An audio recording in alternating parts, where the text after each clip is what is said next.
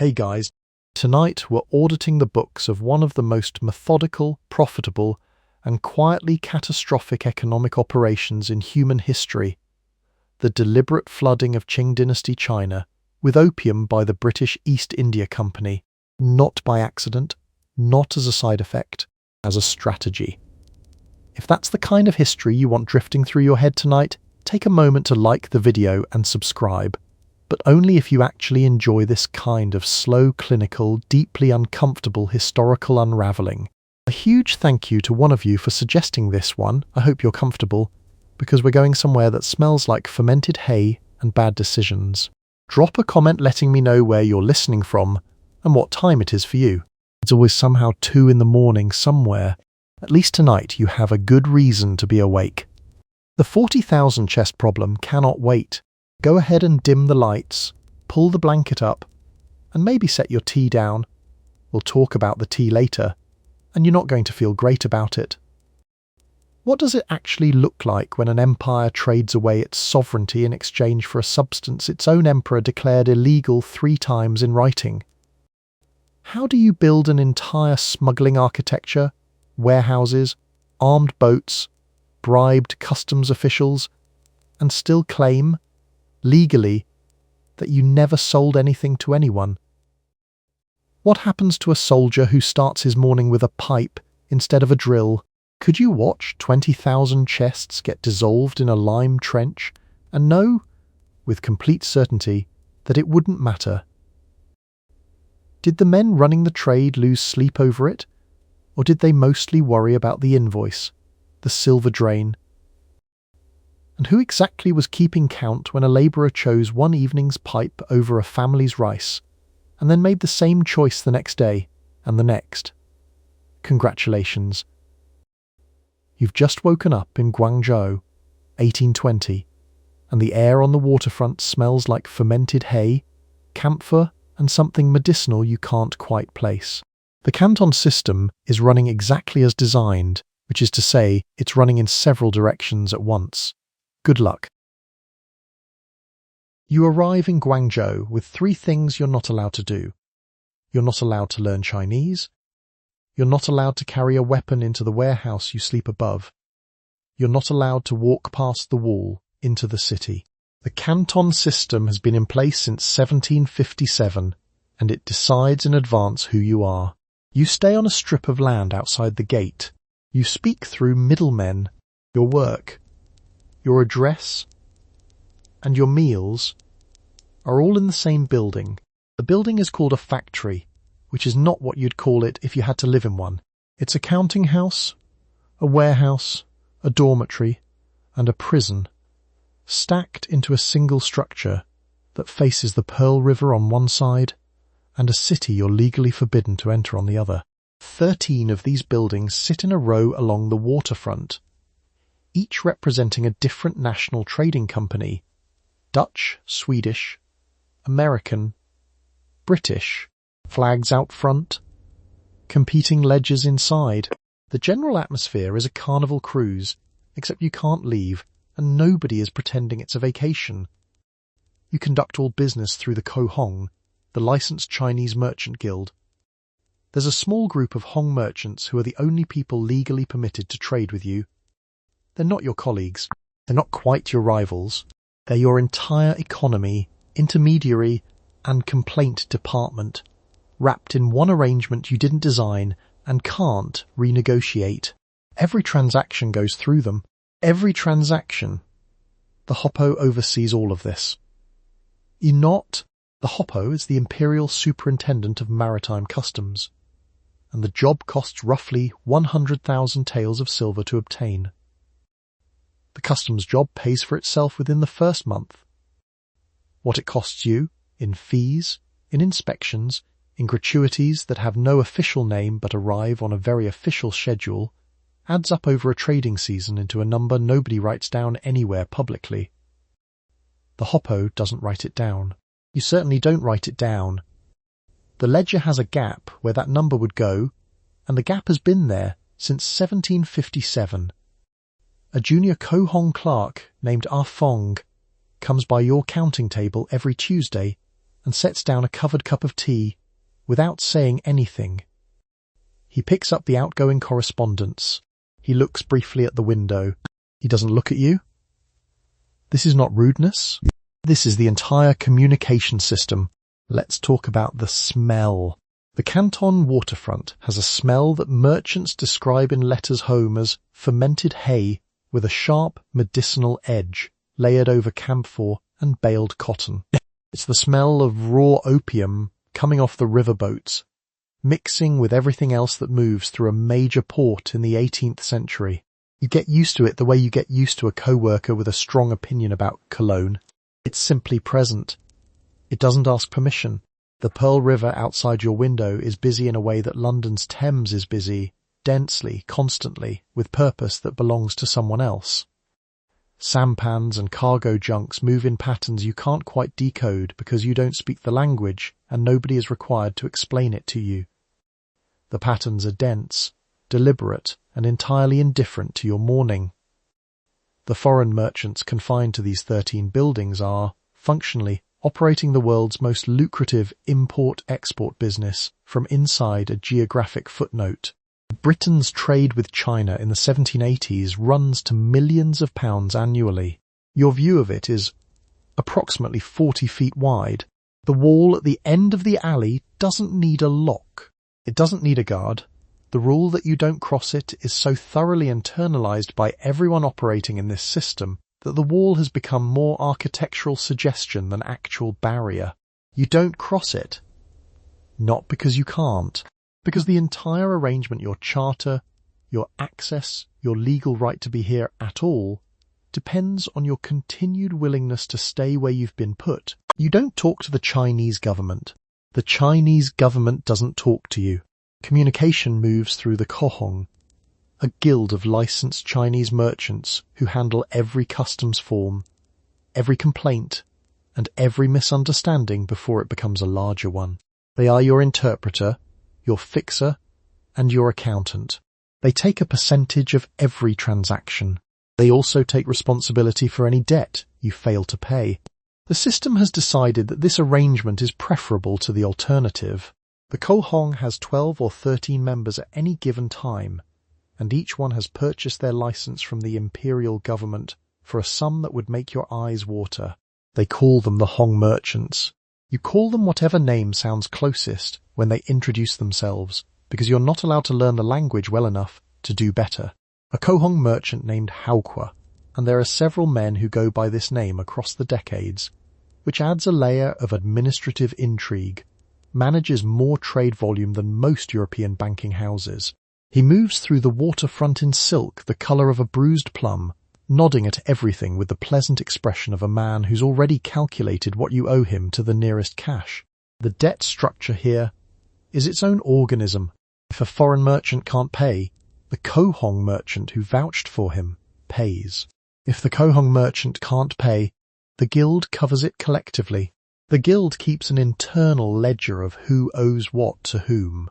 Haokwa updates it on the last day of every month, with a brush so worn the bristles fan out like a small broom. The Hoppo's stamped paperwork sits in a different room. Think of it as a group chat that determines whether your business survives. Nobody leaves the group chat. The Kohong is also, technically, your only legal channel to the Imperial government. If you have a complaint about port fees, the Kohong delivers it. If you have a complaint about the Kohong, you present it to the Kohong, who will review it thoroughly and get back to you on a timeline they set themselves. This is basically filing a customer service ticket with the company that caused the problem, except the company also controls the exits. A second figure worth knowing is the Hoppo, whose office sits at the edge of the trading zone like a toll booth, staffed by someone who paid 100,000 taels of silver for the privilege of operating it. The customs position rotates. Qing policy discourages officials from holding the same lucrative post long enough to build independent power, so each new Hoppo arrives with the focused energy of a man who knows his window is limited. The fees are codified, layered, and quietly ruinous. The fees are collected promptly. The gratuities are collected more quietly. A company captain named Fletcher arrives with his manifest, hands it across a lacquered table to a clerk, who hands it to a second clerk and waits 3 days. The form comes back stamped. The cost is not itemized. Foreign ships can't even anchor at Guangzhou directly.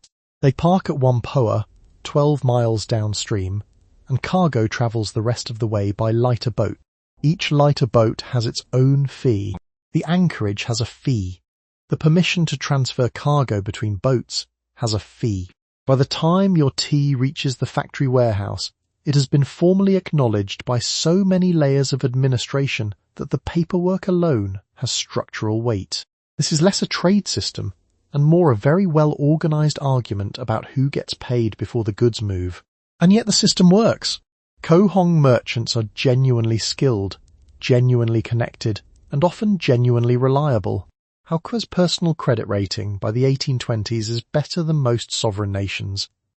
He extends loans to foreign traders, guarantees shipments, and absorbs losses that would bankrupt a smaller operation without visibly breaking a sweat. He is, functionally, the J.P. Morgan of the Pearl River Delta, except the regulatory environment he operates in would make a modern compliance officer retire on the spot. The arrangement has one persistent inconvenience. It's entirely closed. You buy what the Cohong lets you buy. You sell what the Cohong agrees to receive. The price is what the Cohong determines is correct after a conversation you weren't part of. The system doesn't ask whether this suits you. The system has been running since 1757 and has formed strong opinions about the question. You have purchased the office of Hoppo. Officially, you are the Imperial Superintendent of Maritime Customs at Guangzhou, collecting duties on every foreign ship that anchors in the Pearl River. Unofficially, you have just paid the Imperial Court roughly 100,000 taels of silver for the right to sit at this desk. The court expects you to make multiples of that figure back. The fees are codified. The fees on top of the fees are codified slightly less. Your first month begins tomorrow. The desk itself is not impressive. It's a document surface, scratched at one corner where a previous hoppo apparently rested a brass seal too hard for too many years.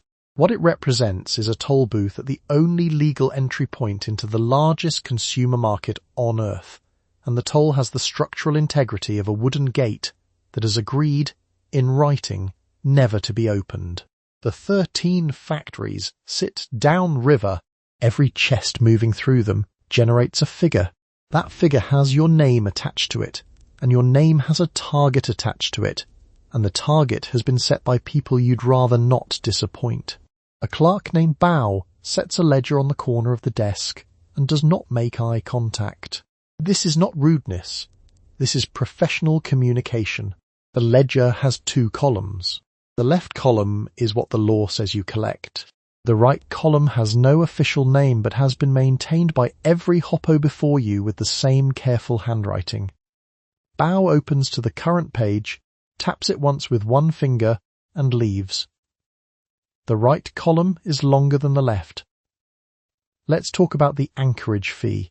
Ships pay to anchor. They also pay a measurement fee calculated by hull dimension, which is calculated generously. They pay a present fee, which is a gratuity structured as a gift, which cannot be refused, which is not optional. They pay a cumshaw, a word foreign merchants have adapted from Hokkien and now use with the resigned fluency of people who've been paying it for decades. The cumshaw doesn't appear in any tariff schedule. It appears in the right column. By the second week you understand why the position sells for what it does.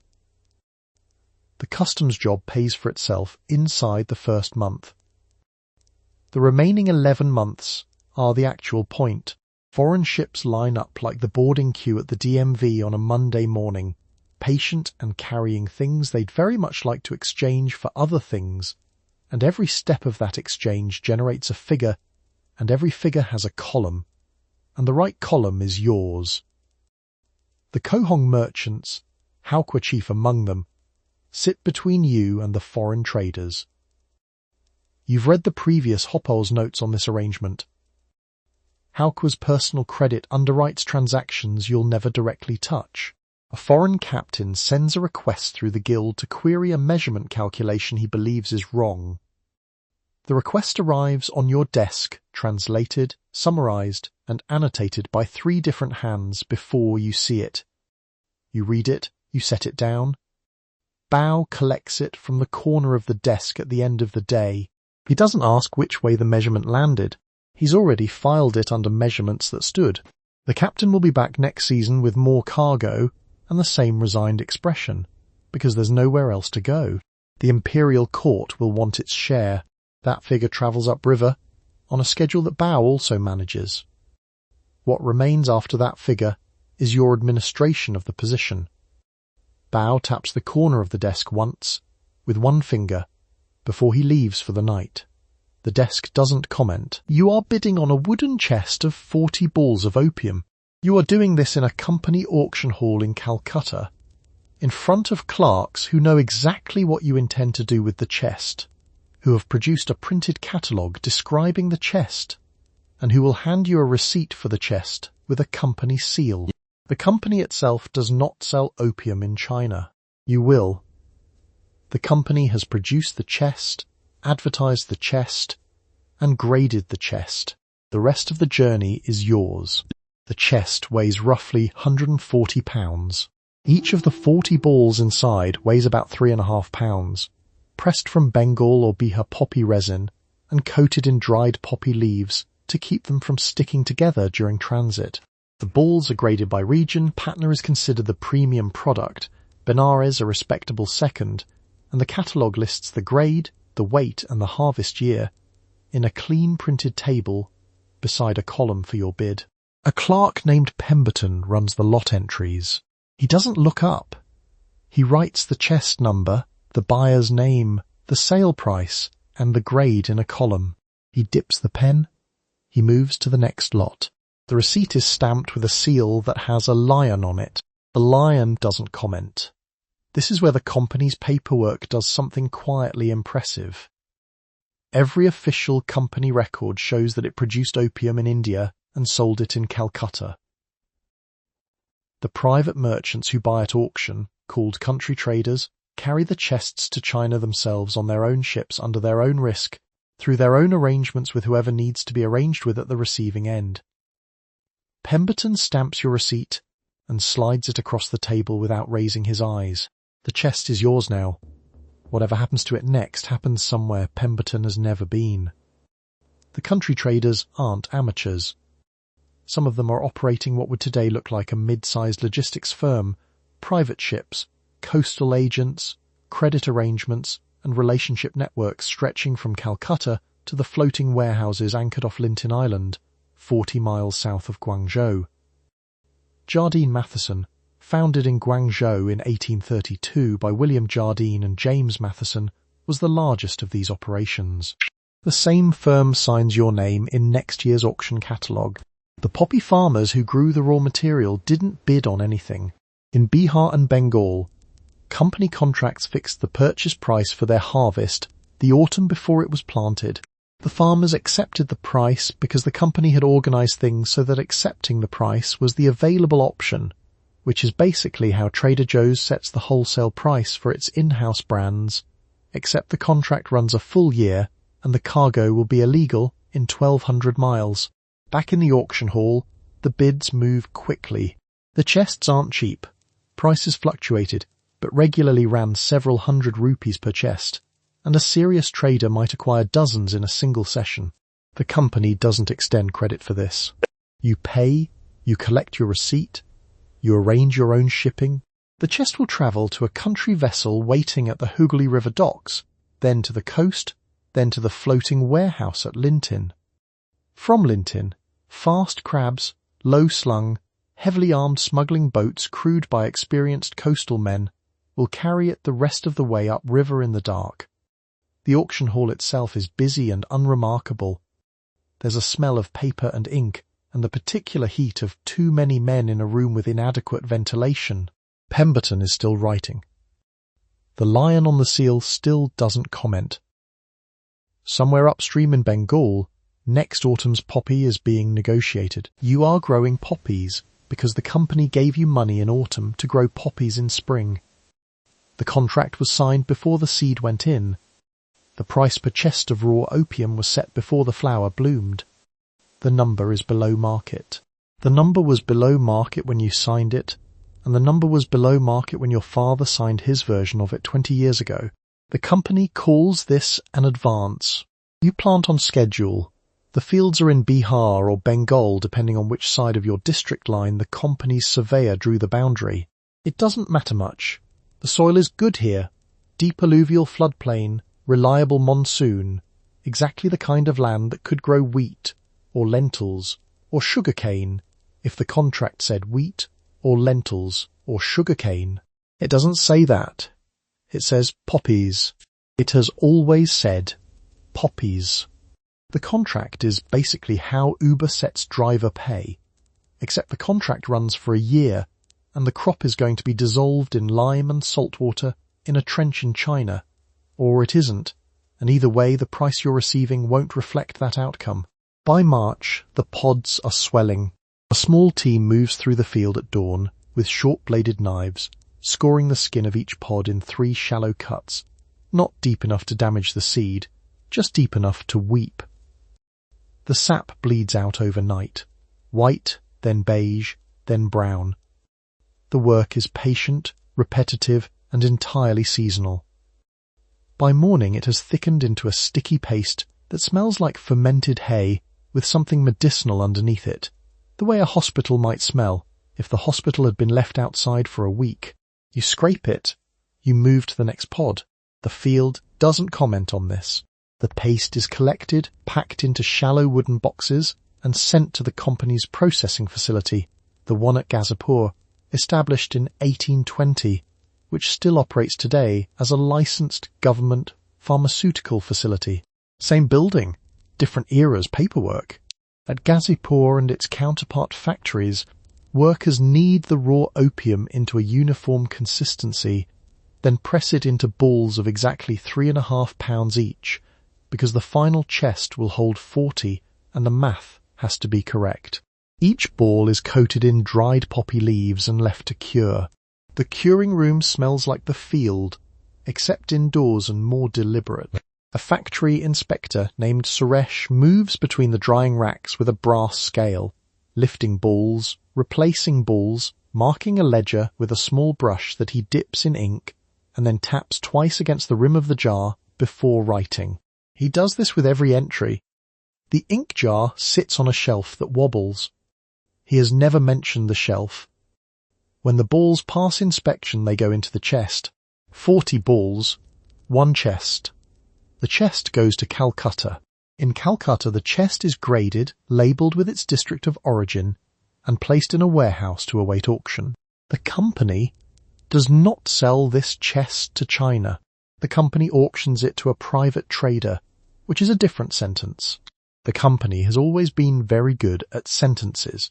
Back in Bihar, you've been paid your fixed price. The advance is settled. The debt from the seed money and the knife rental and the collection boxes is subtracted from your payment before the payment arrives. What remains is enough to plant again in autumn, which is what you'll do. The company has already allocated next season's acreage. The number is already set. It's below market. The field is empty now. It's the right kind of empty, scraped and orderly, the pods already browning at the stems. In 6 months, the surveyors will be back with their district maps and their autumn money, and the contract will be on the table again, and you'll recognise the number because it's the same number, and you'll sign because the alternative is owing last season's advance with no crop to offset it. The debt has a very well-developed concept of outstanding balance. You are a southern coastal merchant in the early 18th century, and you've decided to try smoking opium for the first time. Until recently, opium was a medicinal product mixed with tobacco or swallowed in small doses for pain and dysentery. The Dutch traders in Taiwan have shown your suppliers a different method. You lie down on your side. You hold the pipe over a small lamp. You breathe in slowly. The effect arrives faster than anything you've experienced before, and it lasts longer. The pipe is long, made of bamboo, with a ceramic bowl the size of a large marble. The lamp burns sesame oil and throws a small yellow circle onto the platform beside you. A wire needle sits in your other hand. You've watched this done before, and you use it to cook the pellet over the flame, rolling it slowly until it bubbles and turns dark. Then you press it into the bowl and inhale, horizontal, the way it's done. The room goes quiet in a way that has nothing to do with sound. The effect isn't dramatic. That's the thing nobody tells you. It doesn't announce itself. It arrives the way a good meal settles, warmth moving outward from the center of your chest, the specific weight of your body becoming first noticeable, and then acceptable, and then almost pleasant. Your debts are still there. They're just smaller, briefly, in the way a distant argument sounds quieter through a closed door. This is the Dutch contribution to the story, the pipe. Oral opium had been in China since the 7th or 8th century, arriving with Arab traders as medicine. Priced like medicine, used like medicine. Smoking it is something else entirely. The delivery is faster, the dose is harder to judge, and the body's interest in repeating the experience is considerably more organized. The pipe arrives in your chest in seconds. Tea takes longer than the pipe takes to make a decision about you. Merchant Shen Chenghui, who has been watching you from the corner of the room, arms folded, with the expression of a man who's already done his calculation, sets down his tea and picks up the second pipe from the table. Not because he's curious, he's done this before. He just waited until you went first, the way a patient investor watches someone else take the initial position. He doesn't look pleased, he looks organized. By 1729, when the Yongjung Emperor issues the first imperial prohibition on opium smoking, the habit has already moved through the coastal merchants, up into the gentry, and sideways into professions that didn't need another way to spend an afternoon. The edict is specific, confident, and roughly a decade late. 200 chests of opium enter China that year through official and unofficial channels combined. The prohibition doesn't stop this. It just makes the accounting more creative. The pipe lives on the table next to the embroidery, which is not a metaphor but a physical arrangement. A practical one, actually, since both activities benefit from lying down. Wealthy households acquire the equipment the way they acquire good inkstones. The lamp gets a small stand. The needle gets its own dish.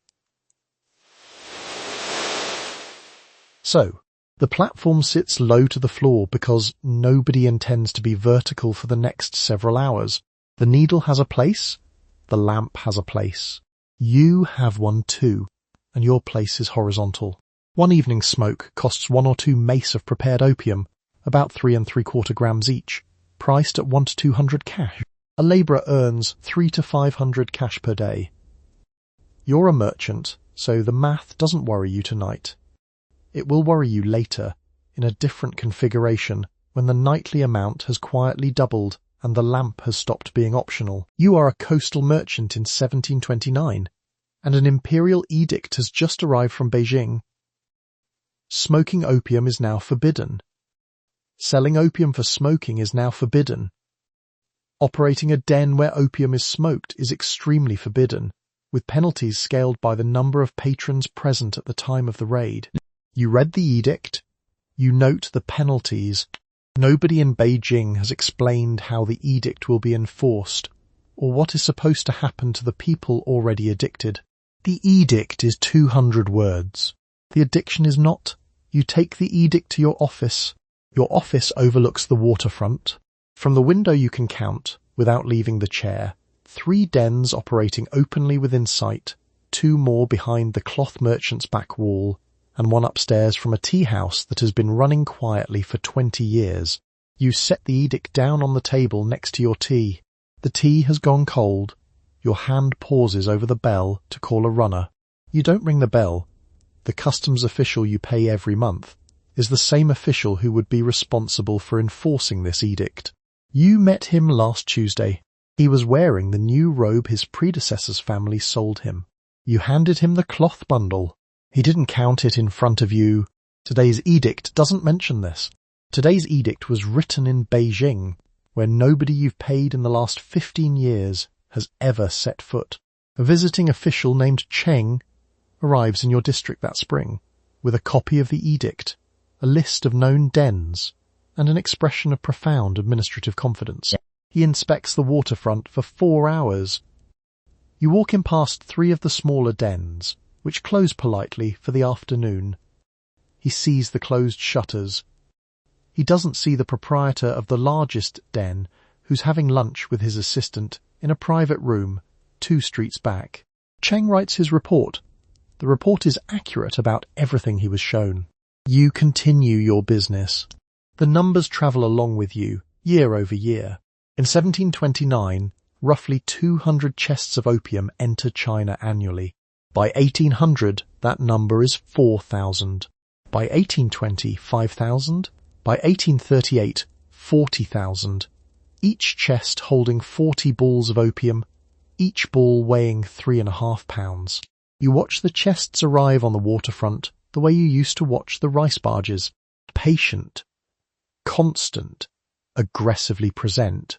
A man you know walks past your office in the morning with the careful posture of someone 3 days into withdrawal. He's sweating in cool weather. His hands shake slightly when he reaches for the doorframe to steady himself. You've seen this before. You'll see it again. The edict has no second page covering what happens on day 2. You read the edict again that evening. The penalties haven't moved. Meanwhile, the smoking ritual keeps its social texture completely intact. Wealthy women keep the pipe on the table next to the embroidery. The pipe sits there with the same domestic authority as a teacup. Garrison soldiers smoke openly in their barracks. Merchants smoke after dinner. The ritual is horizontal, calm, and very well established. The edict is vertical, official, and arriving quite late. You file the edict in your office cupboard. The cupboard already contains 4 similar edicts from the past decade. Different emperors, different penalties, the same general direction. You close the cupboard. The cupboard latch sticks. It's been sticking for years. You've meant to fix it. You haven't. You are an accountant for the British East India Company in the 18th century, and your job is to keep track of the silver leaving England. The silver is leaving England at a steady rate, going to China in exchange for tea. You drink the tea. Your country drinks the tea. You want more of the tea. The Chinese, on their side of your ledger, aren't interested in anything English in return. Between 1700 and 1800, you watch roughly £27 million of British sterling disappear into the Pearl River. £27 million. That number sits in your ledger like a judgment. You try wool, China doesn't want wool. You try cotton, China doesn't want cotton. You try clocks, because the English make excellent clocks, and the clocks are ornate, mechanical, and unwanted. And the Qianlong Emperor has politely confirmed that China doesn't need clocks either, or anything else you're carrying, because China is, in the Emperor's own assessment, a civilization that already has everything. He isn't wrong. He's just expensive. You start asking the obvious question. Not out loud, at first. But the question is there, patient as a debt. The answer arrives from Bengal. The company controls the poppy fields of Bihar and Bengal by the 1770s, not as a side project, but as a managed monopoly. Farmers receive a contract price set the autumn before harvest. The price is fixed. It's always fixed slightly below what the farmer would prefer. The harvested opium is processed at company facilities, pressed into 3.5-pound balls, each one coated in dried poppy leaves to keep it from sticking to its neighbours, and packed 40 balls to a chest. The chest is a tidy object. It doesn't announce itself. 40 balls. 1 chest. You action the chests in Calcutta to private merchants called country traders. The company collects the auction price. The country traders sail the chests to China. The company has, at no point, technically sold opium in China. You write produce in the ledger column where opium would otherwise live. The column doesn't argue. This is what your job is now. A junior factor named Gerald Ashworth Gerald has the careful handwriting of a man who understands that careful handwriting is a form of innocence. Records the auction figures for 1800 in the ledger you'll initial at the end of the week. He uses a small brass rule to keep his columns aligned. The columns are immaculate. He doesn't ask you what produce means. You don't tell him. On the Chinese side of the transaction, the silver starts moving in the opposite direction. Not all at once. Gradually. By the 1820s, China is losing somewhere between 10 and 20 million taels of silver annually, out, toward the opium chests, away from the imperial treasury. The exchange rate between copper and silver, which ordinary Chinese peasants depend on to pay their taxes, quietly deteriorates. A peasant's taxes are assessed in silver. The peasant's wages arrive in copper. The gap between those two things is getting wider every year, and nobody in the village has a word for why. Your ledger, back in London, is finally balancing. You close it for the night. The brass rule clicks against the desk. You drop anchor at Lintin Island, 40 miles south of Guangzhou, where the Pearl River widens into open water and Chinese authority does not quite reach. Your ship is a hulk. A hulk is a ship that no longer travels. It sits in one place and serves as a warehouse. You have several hundred chests of opium in the hold. You will not move them yourself. You don't have to. Smaller boats will come to you, bring silver, take chests and disappear back into the river system. The arrangement is illegal, profitable and quietly dependable. The boats are called fast crabs. Some captains call them scrambling dragons, which is a more dramatic name for the same low-slung, heavily armed vessel manned by coastal crews who've been running cargo through the Pearl River Delta since before anyone thought to prohibit it. They move at night. They move fast. Each chest holds 40 balls of prepared opium, each ball roughly 3.5 pounds, which is the Amazon Fulfillment Center approach to distribution. Except the fulfillment center is floating, the inventory is illegal, and the delivery drivers are carrying blunderbusses. The chest arrives, the silver returns. The ledger stays in Calcutta. Lintin Island isn't yours. You're not supposed to be here. But here is where the system works, so here is where you are. The Chinese Customs Service, headquartered upriver in Guangzhou, maintains theoretical jurisdiction over these waters. The Hoppo, the superintendent of maritime customs, who paid roughly 100,000 taels of silver for his position and expects to recover multiples of that in fees within the first year, has opinions about smuggling that are somewhat flexible depending on the month's income. The position paid for itself before spring. A hulk keeper named Shen Wei pulls alongside on a small patrol skiff. He doesn't board. He makes a gesture that is not quite a wave and not quite a salute, more of an acknowledgement, the way a building manager nods at a tenant who's consistently late on rent, but reliably pays eventually. He continues upriver. You continue sitting. Below decks, a hulk supercargo named Wallace lifts the lid of a chest, smells the contents the way a sommelier smells a cork, and writes the grade in his book. He doesn't taste anything. He's been doing this for 9 years, and his nose is more reliable than the catalogue. He closes the lid, taps the brass corner once, and moves to the next chest. The chest doesn't argue with the grading. By 1838, roughly 40,000 chests are moving through this system annually. That's up from 200 chests in 1729, despite every prohibition issued in between. Wallace files the grade book in a locker that's never been broken into, mostly because nobody wants to own what's inside it. The sweetish smell of raw opium sits on the water at Lintin. British merchants on their first posting describe it as fermented hay with a sharp medicinal undertone, layered over camphor and salt. After a week, you stop noticing it. After a month, the absence of it on other ships seems wrong, like a room that's been painted over something you can't quite name. The river brings it in, and the river carries it out, and somewhere upriver, a family is deciding between rice and a session on the pipe, and the session is winning, and the silver is moving, and the hulk is sitting exactly where you left it. It doesn't need to go anywhere. It's already there. You command a low, narrow, heavily armed boat called a fast crab. The hull is shallow because rivers are shallow. The crew is large because oars move you faster than wind. The cannon is small because anything bigger slows you down. The boat is narrow, fast, and aggressively unremarkable. Your job is to row out to a hulk anchored at Lintin Island, take on a load of opium chests, and bring them back upriver to a contact who will distribute them inland. You move at night. You move past customs posts that have been informed in advance.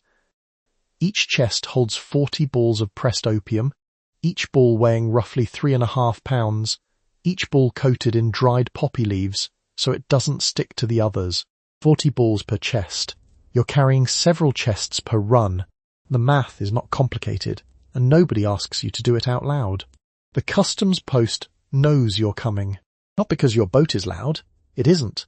But because a man upstream received a package last week, and a man downstream sent a message the week before that. The system isn't secret. It's just structured so that nobody in the system has to say anything specific.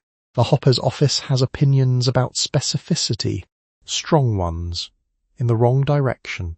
A runner named Deshi sits in the bow, which is his job and also his entire personality. He watches the dark for lights on the water. If there's a light that wasn't expected, Deshi does a particular thing with his left hand, and everyone stops rowing. Not a panic. A pause. The boat drifts. Then the light passes, and Deshi puts his hand down, and the oars go back in the water. He's done this long enough that the pause has no urgency in it at all, which is the same way a Walmart greeter has no urgency but is nonetheless performing a function that keeps the whole system from falling apart. Upriver, your contact is waiting in a building that sells cloth on the ground floor. He doesn't come down to the dock. You don't go up to him. A third man, a porter named Old Liu, who's been moving things up that staircase for a decade and never once asked what's in them, carries each chest one at a time on his back, knees bent, breathing through his mouth. Old Liu doesn't look at the chests. The chests don't look at Old Liu.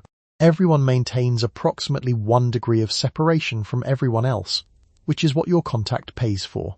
Silver comes back the other direction, not in chests, in smaller quantities, distributed across multiple hands, moving faster than the chests did, because silver is lighter than opium and doesn't need to stay dry.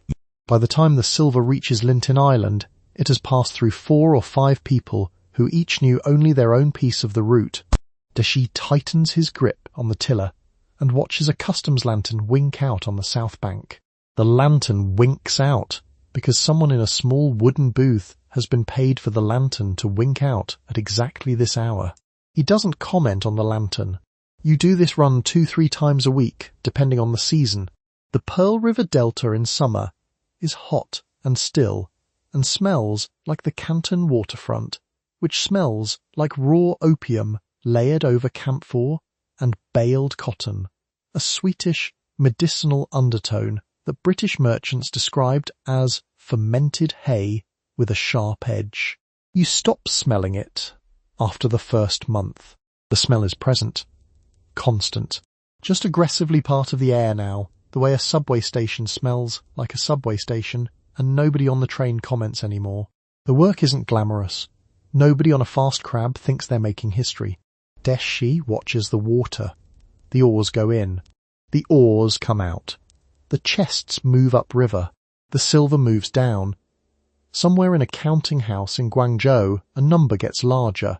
Somewhere in London, a different number gets more comfortable. You pay the customs officer every month. You pay him whether or not anything has happened. You pay him in silver, in fixed amounts, on a schedule that is widely understood by everyone in your trade and never written down anywhere.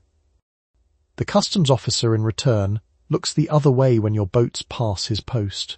He also tells you when his superiors are visiting and which of his colleagues should not be paid because they would only ask for more. The arrangement is stable. The Hoppo, the superintendent of maritime customs at Guangzhou, paid roughly 100,000 taels of silver for the position in the first place. He did not pay this because he was enthusiastic about customs work. He paid it because the job returns multiples of that figure, in fees and informal adjustments and the kind of administrative goodwill that compounds quarterly. The customs job pays for itself within the first month. The second month is profit.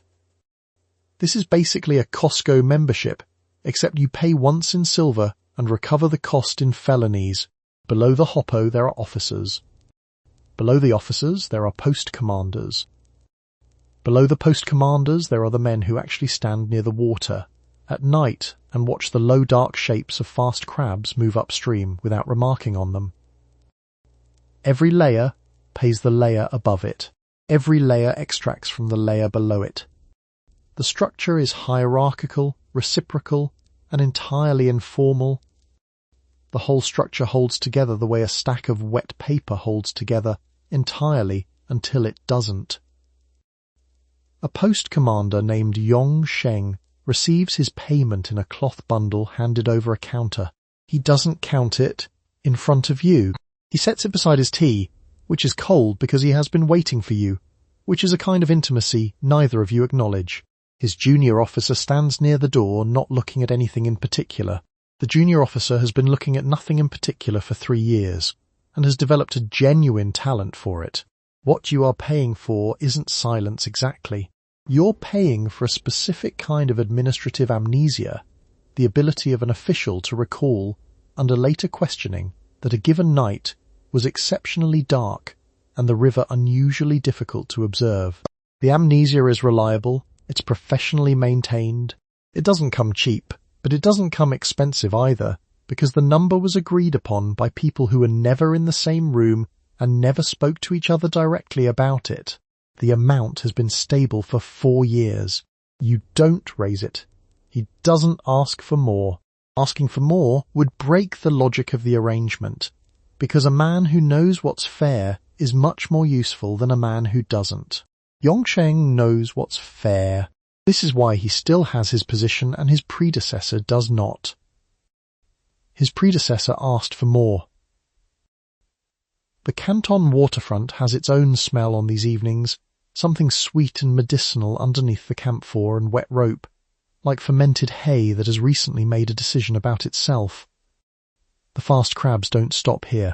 They've already passed 2 posts upstream before they reach anything that requires Yongsheng's professional amnesia. By the time a chest arrives at its contact point near the city, it has been officially invisible for 40 miles.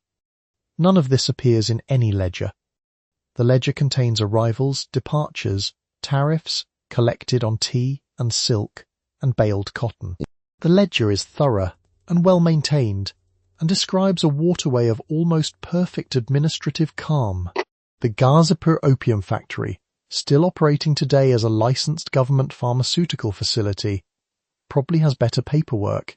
The ledger at the Canton Post would suggest nothing interesting has ever happened here, which is impressive given that roughly 5,000 chests of opium passed through this stretch of river last year alone. You leave the bundle. You don't shake hands. You walk back to the water, where a boat is waiting, and a man who knows only his own piece of the route is already looking downstream. You work for Jardine Matheson and Company, a Scottish trading house founded in 1832 in Guangzhou, and the largest private opium house in China. The firm owns ships. The firm owns warehouses. The firm has trading stations along the coast, at ports that are technically closed to foreigners. The firm writes letters to the British Foreign Secretary recommending which Chinese cities should be invaded next. Your job is somewhere in the operation. You file the letters, or you pilot the ships, or you count chests at the warehouse. The founders are William Jardine and James Matheson, 2 Scots who look at a trade prohibition and see a logistics problem. Jardine is the senior partner. He has a nickname among the Chinese traders on the Canton waterfront, Iron-Headed Old Rat, earned because a local official once struck him on the skull with a staff to drive him away from a gate, and Jardine simply stood there and waited until the man got tired. He didn't move. He didn't respond. He filed a letter afterward. That's basically the firm's operating philosophy, written in one incident. The buying clerk for the Guangzhou office, a young Scot named Forsyth, attends the Calcutta auction every spring. He sits in the second row. He doesn't bid against the firm's other agents because the firm's other agents have been instructed not to bid against him. He buys the lots on Jardine's standing list. The company auctioneer rings the bell. Forsyth raises one finger. The bell rings again. Forsyth, on the strength of one finger, has just bought next year's chests. He goes back to his hotel and writes a polite letter to Edinburgh about the weather. The chests move to Lintin Island, 40 miles south of Guangzhou, where Jardine Matheson keeps floating warehouses, retired ships anchored just far enough offshore to exist in a jurisdiction nobody wants to argue about.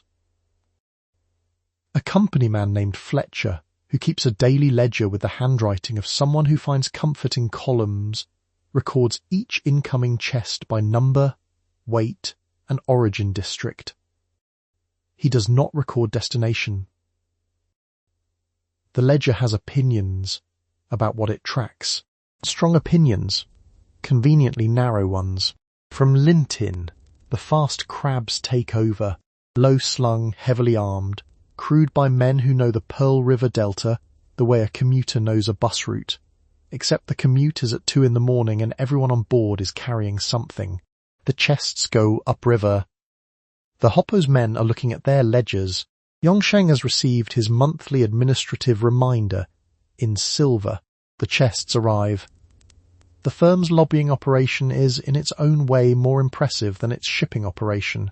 Jardine personally travels to London in 1839, secures a meeting with Foreign Secretary Lord Palmerston, and presents a detailed memorandum identifying which Chinese coastal cities would be most efficiently captured and which ports, once opened, would generate the best returns. He includes maps. Palmerston reads the memo.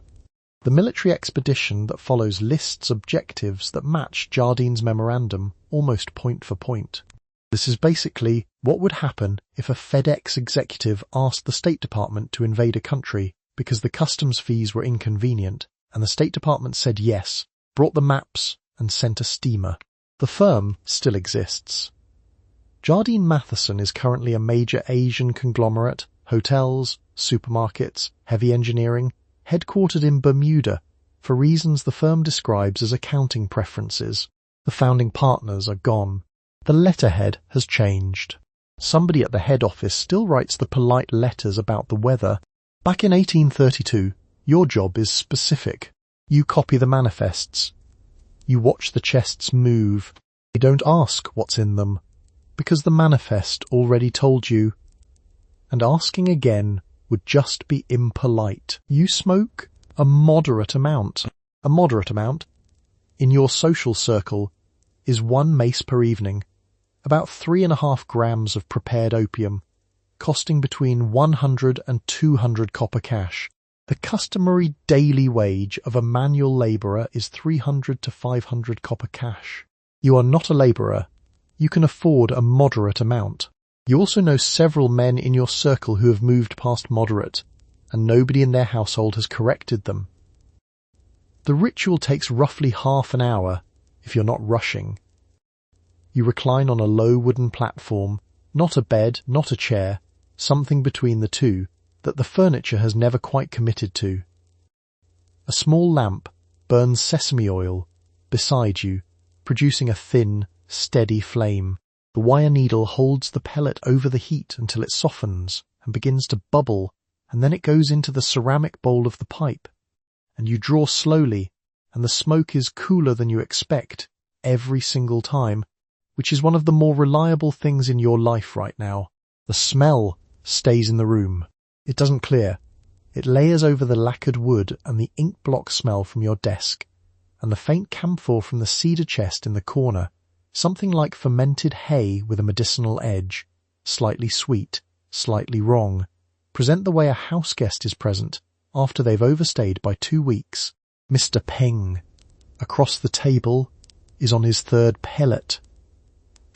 He rolls it between his fingers with the practiced calm of a man who's stopped noticing he's doing it. He doesn't look at you. He doesn't look at anything in particular. The needle does its work. The lamp doesn't comment. The women in certain households keep their pipes on the side table next to the embroidery frame. This is mentioned casually and received casually, which is the most useful information about how far things have gone. The pipe isn't hidden. It's next to the embroidery. They're both just things you do in a room. Now, let's talk about what one evening costs. 1 mace of prepared opium at 200 cash. A family's daily rice, documented by the physician Hobson in his clinical notes from the period, runs roughly the same amount. You spend your family's rice money on your evening, and this trade-off is made, and the morning comes, and someone figures out the rice. This happens constantly. Hobson writes it down with the flatness of a man who has run out of adjectives for a thing he's seen too many times, which is basically what every Google review sounds like after the third one-star hotel. Withdrawal takes about 3 days to announce itself properly. Sweating, vomiting, bone pain described by observers as feeling like the skeleton is attempting to exit the body without permission. The shaking follows. After the 3 days, a longer period of weakness and craving that doesn't have a fixed endpoint. You know this because you know men who've tried to stop. You know this because one of them told you in detail while asking to borrow money.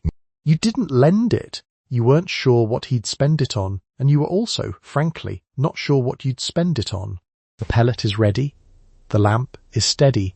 You're still in the moderate category, which is the category you've been in for 8 months, which is the longest you've ever held a position in anything. You stop smoking? You don't mean to stop forever, but you've run out of money this week, and the supply has tightened, and the next pellet is 2 days away. The first day you sweat. By evening you can't sit still.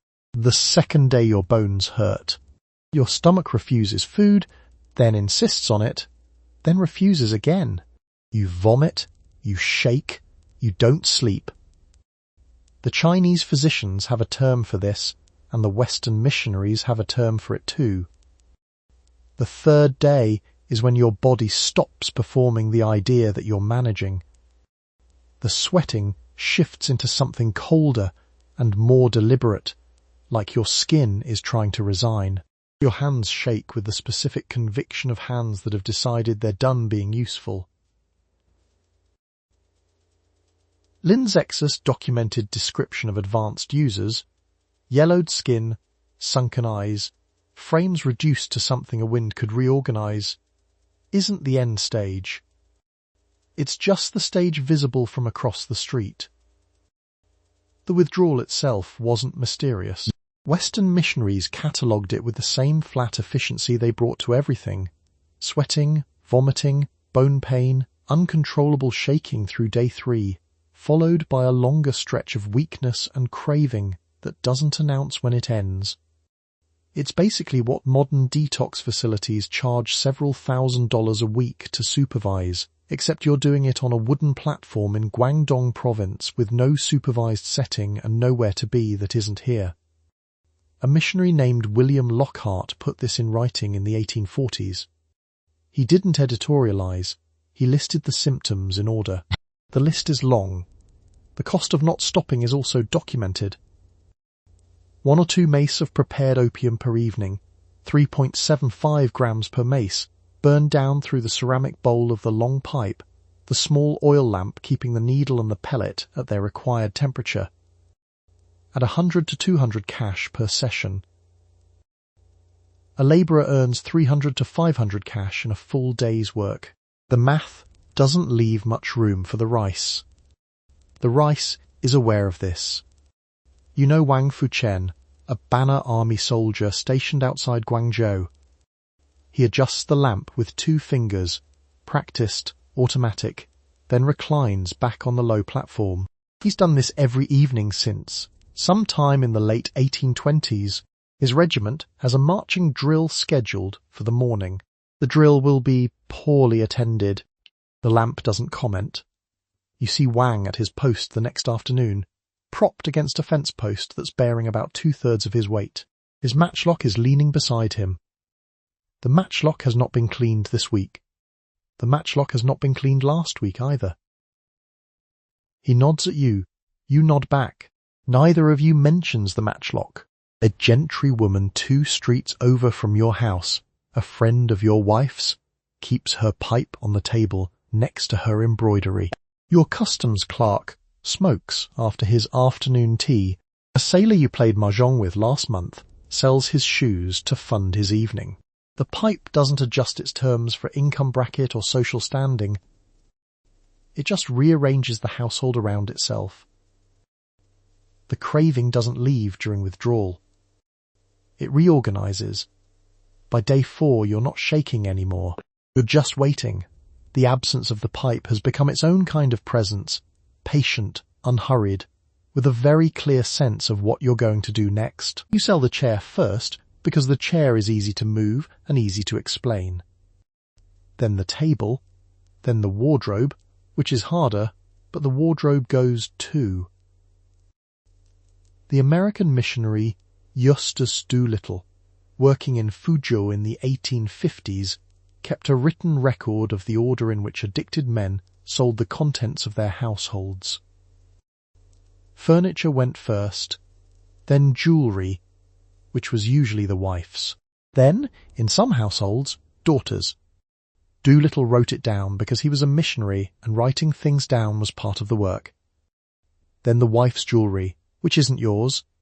It's hers, hairpins, silver bracelets, things from her family, things with an occasion attached. You sell them in the market without ceremony, and the market doesn't ask. The pawnbroker, a man named Wei who's been in the same booth for 30 years, weighs each piece on a small brass scale, writes the figure on a chit, and slides the chit across the counter without saying anything. The transaction is quiet, practiced, and morally evacuated. He doesn't make eye contact. He hasn't made eye contact with anyone selling household silver since 1834. A single evening's smoking runs 1 or 2 mace of prepared opium, about 4 grams, at somewhere between 100 and 200 cash. A labourer earns 300 to 500 cash per day. So the pipe costs, on average, half a day's wages. The British physician Benjamin Hobson observed that a single day's opium for one user cost roughly what it would take to feed an entire family in rice for the same day. He noted that the trade-off was made, constantly, without apparent conflict, which disturbed him more than the trade-off itself. The pipe doesn't negotiate. It doesn't offer an installment plan. A man named Chen Wenhua, documented in Doolittle's notes as a former silk merchant, not yet 40, sold his furniture across 11 months. The chair, the table, the wardrobe, 2 storage chests, a pair of carved screens he'd received as a wedding gift. Doolittle records that Chen sat on the floor after the final chest was carried out, not dramatically, not in collapse, just in the way a person sits when there's no longer anything to sit on. He still had the pipe. The pipe was the last object in the room with him, which in a certain light makes the pipe the winner. Meanwhile, in gentry households across Fuzhou and Guangzhou, the same arithmetic plays out, with larger numbers and more expensive furniture. Wealthy women kept their pipes on the same table as their embroidery, which is the kind of detail that sounds like a metaphor until you realize it's a seating arrangement. The pipe is there because the pipe is always there. The embroidery is there because appearances require the embroidery to be there. Both objects understand their role. A peasant in your old district stands in front of the magistrate's clerk holding a small bag of copper coins. He is short on his tax assessment. He earned the same amount in copper this year as last year. The exchange rate has moved against him because the silver is leaving with the chests. The clerk writes a figure on a slip and slides it across the table. The peasant doesn't read the figure. He hands the bag over. He'll come back next week with the rest, somehow. You sell the chair. The chair doesn't know any of this. The chair is just the first thing to go because it's easy to carry and someone on the street will buy it without asking too many questions about why it's for sale at this particular hour. Doolittle's record runs to 43 documented households. He was systematic about it in the way that missionaries from the 1850s were systematic, detailed, non-judgmental in tone, occasionally devastating in specificity. He was essentially running the world's least cheerful episode of a home organization show, except nothing gets organized and the host never arrives with storage solutions. The households he documented ranged from former merchants to minor scholars to a retired customs official who had, not without irony, once been paid to stop this. You are a soldier in the Banner Army, the elite military force of the Qing dynasty, established in the 17th century to keep the empire safe. You have a barracks, a bow, a matchlock musket of inconsistent quality, and a small income paid by the Imperial treasury. You also have a pipe. So does the man in the bunk next to you. So does the corporal. So does the captain. The Banner Army does its drills. The Banner Army hasn't, in recent memory, fought a war it had to win. The Banner system was designed for a specific kind of soldier, hereditary, salaried, loyal to the dynasty by bloodline. You don't farm. You don't trade. The Imperial treasury covers your household whether you perform or not. That stipend is small enough that it's insulting and regular enough that it removes any urgency. You have time. A great deal of it. The pipe fills time extremely well. By the 1830s, Banner garrisons across the empire aren't a military secret. They're a scheduling problem. An inspector arriving at a garrison outside Hangzhou in 1837 finds roughly 60% of the men incapable of completing a formation drill not injured, not ill, horizontal.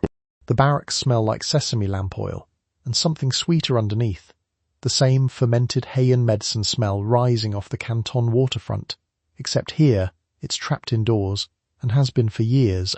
The weapons are present. The men holding them are not technically present in the way that military readiness requires. A corporal named Shen adjusts his pipe on the wooden platform beside his bunk, tips the needle into the lamp flame, cooks the pellet with the focused attention of a man performing surgery, and reclines. He does this the way other men sharpen a sword, daily, methodically, with genuine skill. The Imperial government is aware of this. Reports have been travelling up the bureaucratic chain since the 1810s, each one describing the same garrison in slightly different provincial handwriting.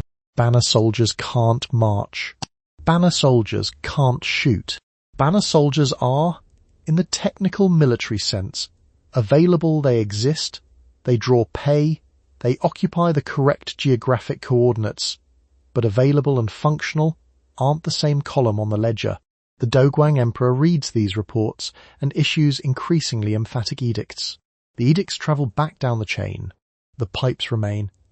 This is where the physiology matters. Withdrawal from regular opium use runs roughly 3 days of sweating, vomiting and bone pain, so severe the sufferer can't lie still, followed by weeks of weakness and craving that don't announce a finish line. A soldier who wants to stop needs 3 days when nobody is watching, and then several more weeks of being visibly useless in a system that already doesn't check closely. The math isn't complicated. Most don't stop. The Banner stipend, meanwhile, is just large enough to fund the habit at entry level and just small enough that the habit eventually outgrows it. When it does, the equipment goes first. Bows, swords, matchlock parts sold to whoever's buying. By the 1840s, some Banner soldiers are showing up to inspection with weapons they've borrowed back for the afternoon, which is basically a zip car situation, except the car is a halberd and the Empire's coastal defences depend on it. When the British expedition arrives in 1839, the Banner forces sent to meet it are, on paper, thousands strong.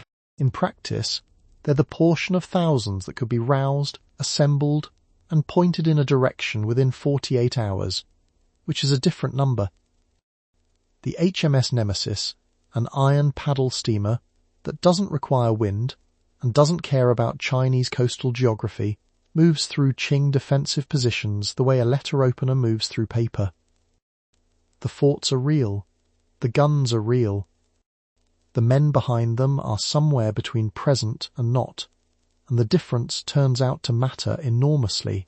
Admiral Guan Tianpei dies at the Boga forts in January 1841, defending a position with soldiers who hadn't been combat ready in a generation. He's honoured in China as a martyr. He deserves it. He was handed a situation that had been building for 30 years, one pipe at a time, and he held his position anyway. You are a senior Qing official in 1836, and you have spent the last 6 months drafting a memorial to the Daoguang Emperor, proposing that opium be legalized. Your argument is administrative. Prohibition has not worked. The trade exists in the open. The state collects no revenue from the trade, because the trade is illegal. The men growing rich are not the imperial treasury. The men growing addicted are everyone else. You write all of this in formal court Chinese. You attach the relevant precedents. You wait for the emperor's reply. The Daoguang Emperor is not a man who enjoys memos. He is, at this point, receiving dozens of them. His officials have been debating legalization versus suppression for roughly 3 years, and the debate has the specific energy of a committee meeting where everyone knows the building is on fire but nobody can agree on which exit to use. One faction, your faction, argues that taxing the trade is more rational than pretending it doesn't exist. The other faction argues that taxing it is the same as endorsing it, which it is, which is the point, which the other faction finds morally intolerable. Your memorial is not unique. A senior official named Xu Neiji submitted a legalization proposal in 1836 that made a careful, methodical case. Opium imports to be traded for exports, silver to stop leaving, a licensed domestic cultivation program to replace foreign supply. This proposal gets serious attention at court.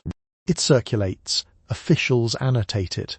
It is, by Qing bureaucratic standards, something close to a bestseller. Then a censor named Yulin submits a counter-memorial. Yuan's position is that legalization is morally equivalent to surrender. The drug destroys families, empties garrison armories, and turns scholars into horizontal furniture. He's not wrong. The argument circles back. The Daoguang Emperor does not want to legalize it. He also doesn't want to suppress it without a plan that actually works, because the previous plans, the 1729 Edict, the 1796 Edict, the 1800 Edict, and several others, have produced a combined result of 40,000 chests per year arriving at Lintin Island. The edicts have opinions about opium. The opium is unbothered. A senior official named Wang Zhuazi submits a third memorial in 1838, and this one lands differently. Huang's proposal is suppression, but suppression with a mechanism. A 1-year deadline for all current users to quit. After the deadline, possession is punishable by death. Huang argues that if the penalty is real and the deadline is real, the trade collapses. The Daoguang Emperor reads this one and responds. He appoints Lin Zexu as Imperial Commissioner and dispatches him to Guangzhou. Lin Zexu is not a moderate. He arrives in Canton in March 1839, and within days has confined every foreign merchant to the 13 factories, which is basically house arrest with better furniture, and demanded the surrender of all opium stocks, foreign and domestic, with no compensation. William Jardine is not in Canton when this happens. He has already sailed for London to personally lobby the Foreign Secretary for a military response, which is roughly what would happen if a pharmaceutical CEO flew to Washington to ask Congress to invade the country that seized his inventory. He succeeds. Lin also writes a letter to Queen Victoria. The letter is polite. It asks, in formal diplomatic language, whether Britain would allow opium to be imported and sold freely within England, and if not, why China should be expected to tolerate what England itself would not. The letter asks a fair question. The letter is not answered. Back in your memorial, the one you drafted 6 months ago, your argument was correct. Prohibition hadn't worked. The revenue was going nowhere useful. The addiction was spreading regardless. None of this was wrong. The Daoguang Emperor chose Huang Zhuji's framework instead of yours. Lin Zexu arrives. The chests are surrendered, 20,283 of them. They go to Humen, to a 500-yard trench, where 1,000 workers break each ball open and dissolve it in lime and salt water over 23 days. The smell drifts across the Pearl River Delta. It's described as something between fermented hay and a hospital. The sea takes it. Your memorial is filed. The file doesn't comment on this. CDA, you are the emperor. You have been receiving memorials on the opium question for years now, from one faction recommending legalization with taxation and another recommending suppression with executions. You read both. You read them again. You ask the Grand Council. You ask the senior governors. Opium wage.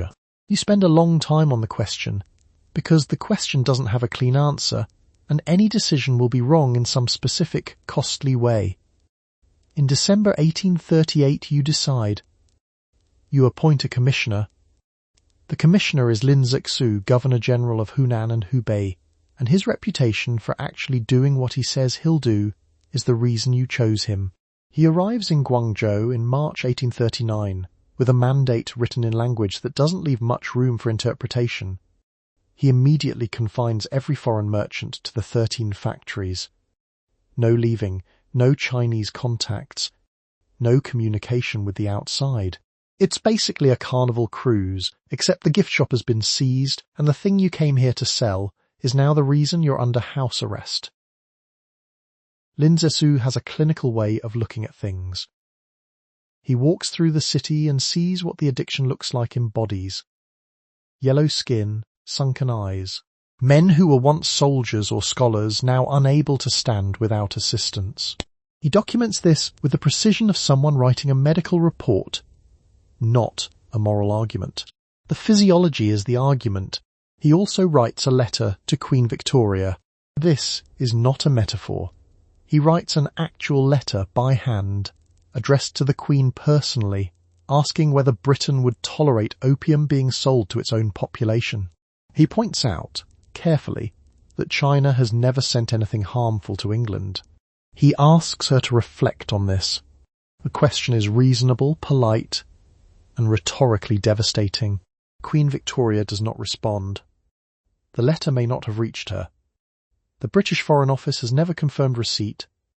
Lin Zexu, undeterred, moves forward with the confiscation. The surrender produces 20,283 chests. Each chest holds 40 balls. Each ball weighs roughly 3.5 pounds. A superintendent named Deng Tingzhen counts them. It takes time. The destruction happens at Humen, on the coast. Lin Zexu has a trench dug 500 yards long, worked by 1,000 labourers, filled with lime and salt water. The opium balls are broken up by hand and dissolved. The sweetish smell that Canton merchants had described as fermented hay, with a medicinal undertone, drifts off the coast for days. Then it's flushed into the sea. Lin Zexu reportedly apologizes to the sea god for the contamination. He is thorough about everything, including apologies. A young official named Feng Zamwu watches the entire operation from a wooden platform erected above the trench. He stands there with a ledger, ticking off chests. He doesn't look at the sea. He looks at the ledger. In London, William Jardine, who left Guangzhou before the confiscation and has had a reasonably comfortable voyage, is already meeting with Foreign Secretary Lord Palmerston. Jardine brings maps, trade figures, and a very specific list of ports head-like opened. The meeting is productive. Palmerston is interested. The maps are helpful. Back in Guangzhou, Lin Zexu reports to the Daguang Emperor that the confiscation is complete, the foreign merchants are subdued, and the problem has been addressed. The Emperor approves. The Emperor is satisfied. The Emperor does not yet know that Jardine is in London with the maps. You arrive in Guangzhou in March 1839 with full imperial authority and a written instruction to stop the opium trade. The instruction does not specify how. You have a staff. You have a budget. You have the cooperation in writing of every provincial official whose territory you will pass through. You also have, in your own private estimation, a window of about 6 months to produce a result before the court loses patience and someone else is appointed in your place. You begin where the trade begins. The 13 factories sit along the Pearl River waterfront, like a foreign country that didn't bother to ask permission. Warehouses, counting houses, flagpoles planted with British and American and Dutch colours, and underneath all of it, the smell, that sweetish medicinal undertone the merchants describe as fermented hay with a sharp edge, layered over baled cotton and river silt. It's present before you see the buildings. The waterfront announces itself. You don't go in immediately. You first send word. The Kohong merchants, the Chinese guild responsible for every transaction inside those walls, receive your notice before dawn. The foreign merchants receive it by mid-morning. The notice explains that you require a full accounting of opium stocks on hand, that all stocks are to be surrendered, and that the foreigners will remain inside the factory compound until this is done. This is effectively the largest timeout ever issued to a commercial district. The factories are now a very expensive corner. A superintendent named Liang Tingnan records in his own account that several merchants attempted to argue procedural points. He notes that Commissioner Lin heard each argument with his hands folded on the table, nodding slowly, and then repeated the original instruction without changing a single word. Liang describes this as patient. It might also be described as a man who'd read every procedural counter-argument before getting on the boat. Lin Zexu is sober, methodical, and visibly unimpressed.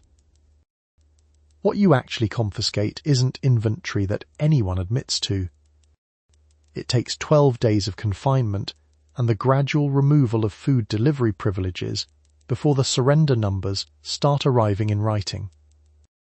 The final tally is 20,283 chests. Each chest holds 40 balls. Each ball weighs roughly 3.5 pounds.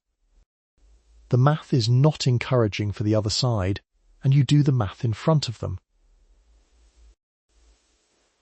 The destruction site is at Humen, 30 miles south, a trench 500 yards long. 1,000 workers with wooden paddles breaking each ball open, dissolving the mass with lime and salt water, and flushing it toward the sea. It takes 23 days. You personally attend on several mornings, which is the equivalent of a CEO showing up to watch the shredder run. Technically unnecessary, completely intentional. A junior official named Deng Ting-zhen stands slightly behind you during these visits, holding a parasol that the wind keeps defeating. The smell at Humen during the destruction is, by every account that survives, extraordinary. Not unpleasant, just total. It occupies the available atmosphere and doesn't negotiate. Workers are rotated every few hours. You stay longer than the rotation suggests is wise, which the records do not comment on, but the records also don't explain why you keep attending. In London, William Jardine is already in his second meeting with Lord Palmerston, which you don't know yet. He's brought maps. He's brought proposed port lists. He's brought a figure for compensation, the 20,283 chests, valued at roughly £2 million sterling, and he's brought the argument that seizure without compensation is an act of war. What Jardine is doing, to borrow a frame he would not appreciate, is basically filing a Yelp review that ends with a naval bombardment. Back in Guangzhou, you write in your journal that the work at Humen is proceeding on schedule. The entry is 3 sentences. You are a foreign merchant in the 13 factories in March 1839, and the gates have been closed. Chinese soldiers stand outside. Your servants have been ordered to leave. Your food has been cut off. Lin Zexu has informed you, in writing, that you will not be permitted to depart Guangzhou, or to receive any new supplies, until you surrender every chest of opium currently in your possession. You count the chests, you count the days, you write to Captain Charles Elliot, the British Superintendent of Trade. The 13 factories are, by any ordinary measure, a decent place to be confined. The 13 factories are, by any ordinary measure, a decent place to be confined. The 13 factories are, by any ordinary measure, a decent place to be confined. There are counting houses, promenading grounds, a small square where you've watched men play chess in the afternoon heat. The compound is comfortable, orderly, and almost entirely a cage. The buildings run along the Pearl River waterfront for roughly a quarter-mile. English factory, American factory, Dutch factory, each flying its national colours, above a facade that could pass for a minor European customs hall that got lost somewhere east of Lisbon. But they're still a cage. A well-appointed cage with good drainage. The cage has a name. The name is the Canton System. To Selby the Jids, is the Abel Han. You're not permitted to learn Chinese. That's been the rule since before anyone currently alive can remember. You're not permitted to approach a Qing official directly. You communicate through the Kohong merchants, who communicate upward through layers of intermediaries, each of whom communicates through another layer until your complaint eventually surfaces somewhere near the Hoppo, who paid roughly 100,000 taels of silver for his position and has been recouping it through fees ever since. The customs job paid for itself within the first month. Your complaint does not factor into his accounting. A junior factor named Reginald Holt sits at the counting house window and watches the street. He's been doing this for 4 days. He tips his pen slightly when a soldier shifts position outside, as if recording troop movements in a ledger that nobody will read. The pen doesn't actually move. He just tips it. It's the only thing in the room he has authority over. Elliot responds. He tells you to surrender the opium. He tells you the Crown will make good on your losses. He doesn't specify how, or when, or in what currency, or under what legal framework. He says it with the confidence of a man who's very sure that someone else will work out the details. It's basically the same energy as a Venmo request. Marked will explain later, except the amount is 20,283 chests of Bengal opium, and the later involves an Act of Parliament. The surrender takes 12 days. The chests come in by tender from Lintin Island, where the floating warehouses have been sitting 40 miles south of Guangzhou with the patience of very expensive furniture. Each chest holds 40 balls of opium at roughly 3.5 pounds each. You do not watch the arithmetic. The arithmetic does not improve with watching. Lin Zexu accepts the last chest. The gates open. You're permitted to leave. Your servants come back. Your food resumes. The confinement lasted 6 weeks, which is long enough that a man starts to have opinions about the humidity of a specific room, and short enough that nobody technically dies. You walk out into the Guangzhou waterfront, where the air carries that distinctive sweetish smell, fermented hay with a medicinal edge, layered over camphor and baled cotton, and you understand, correctly, that the arrangement you've been operating under for the last several decades has just ended. Not the smell stays, just the arrangement. In London, William Jardine is already in Lord Palmerston's office with maps. You are Captain Charles Elliot, the British Superintendent of Trade, and you have just instructed every British merchant in Guangzhou to surrender every chest of opium they own to the Chinese Imperial Commissioner. You have done this without any legal authority to compel them. You have done this because Lin Zexu's blockade has cut off their food, and you can see the situation getting worse. You have also, in the same instruction, told them the British government will reimburse them for their losses. You did not consult the British government on this point. The number comes in at 20,283 chests. That's roughly £1.4 million of prepared opium, representing somewhere between £2 and £3 million sterling at market value, and you've just promised the Crown will cover it. The Crown does not yet know it has promised this. It will find out, the way a husband finds out his wife has redecorated the parlour through the bill. Lin Zexu receives the chests and moves immediately. At Humen, 40 miles downriver, a 500-yard trench is dug. 1,000 workers break each ball apart by hand.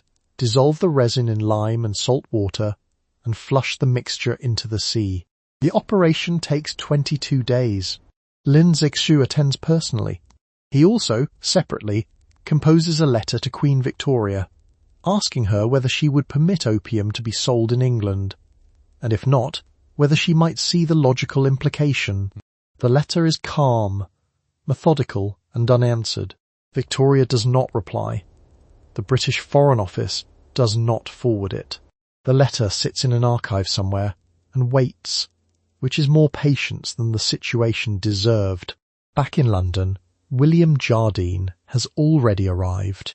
He meets with Lord Palmerston, the Foreign Secretary, and presents a detailed memorandum. Preferred targets for naval bombardment, a list of ports that should be forced open, the latitude and navigational depth of the Pearl River. Jardine's firm lost opium in the surrender. Jardine has opinions about this. He delivers them with charts. Palmerston listens. The case for military action is put to Parliament. The debate runs several days. Gladstone, then a young Conservative MP, stands and calls the proposed war unjust in its origins and says the British flag is being flown in protection of a trade that's degrading to the nation. He's not wrong. The vote passes anyway. 271 to 262. 9 votes. The expedition is authorised. HMS Nemesis departs for China.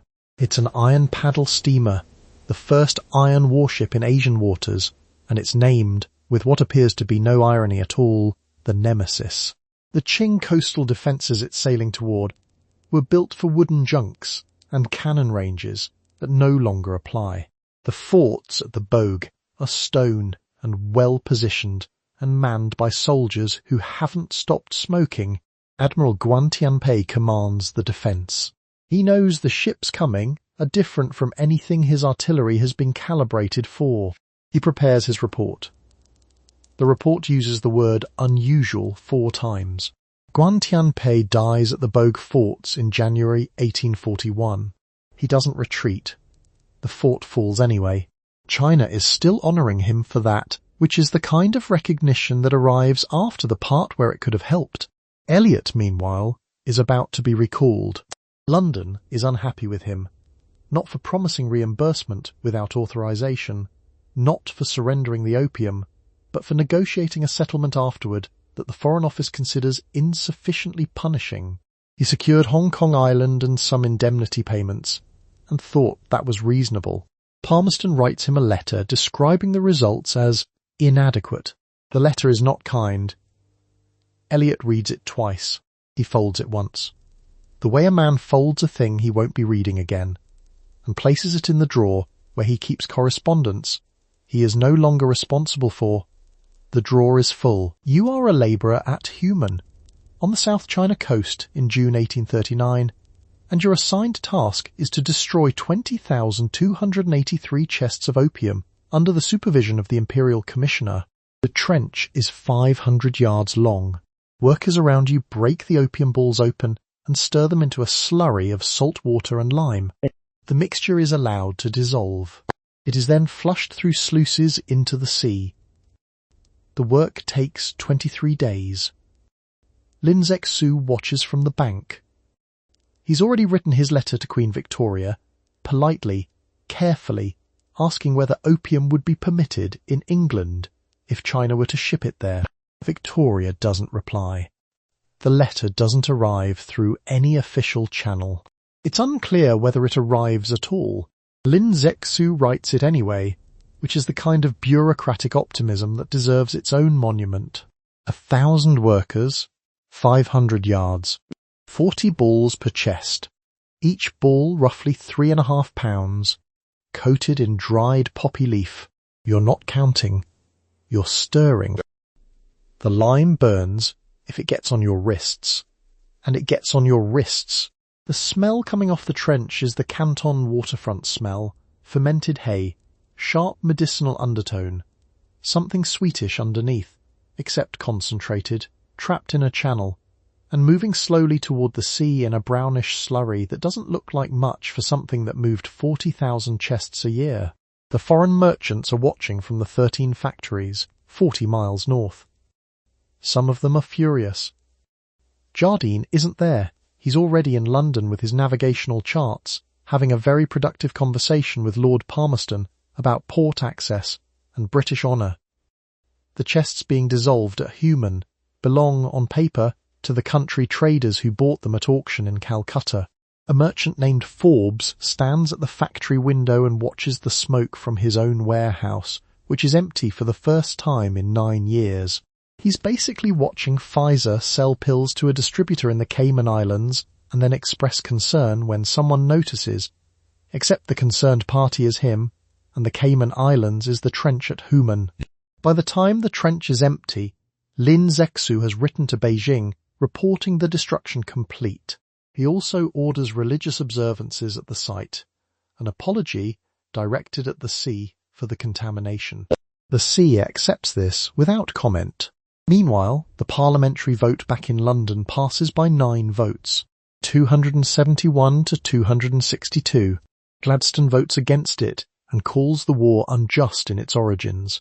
He's right, and it doesn't matter. 9 votes is still a majority.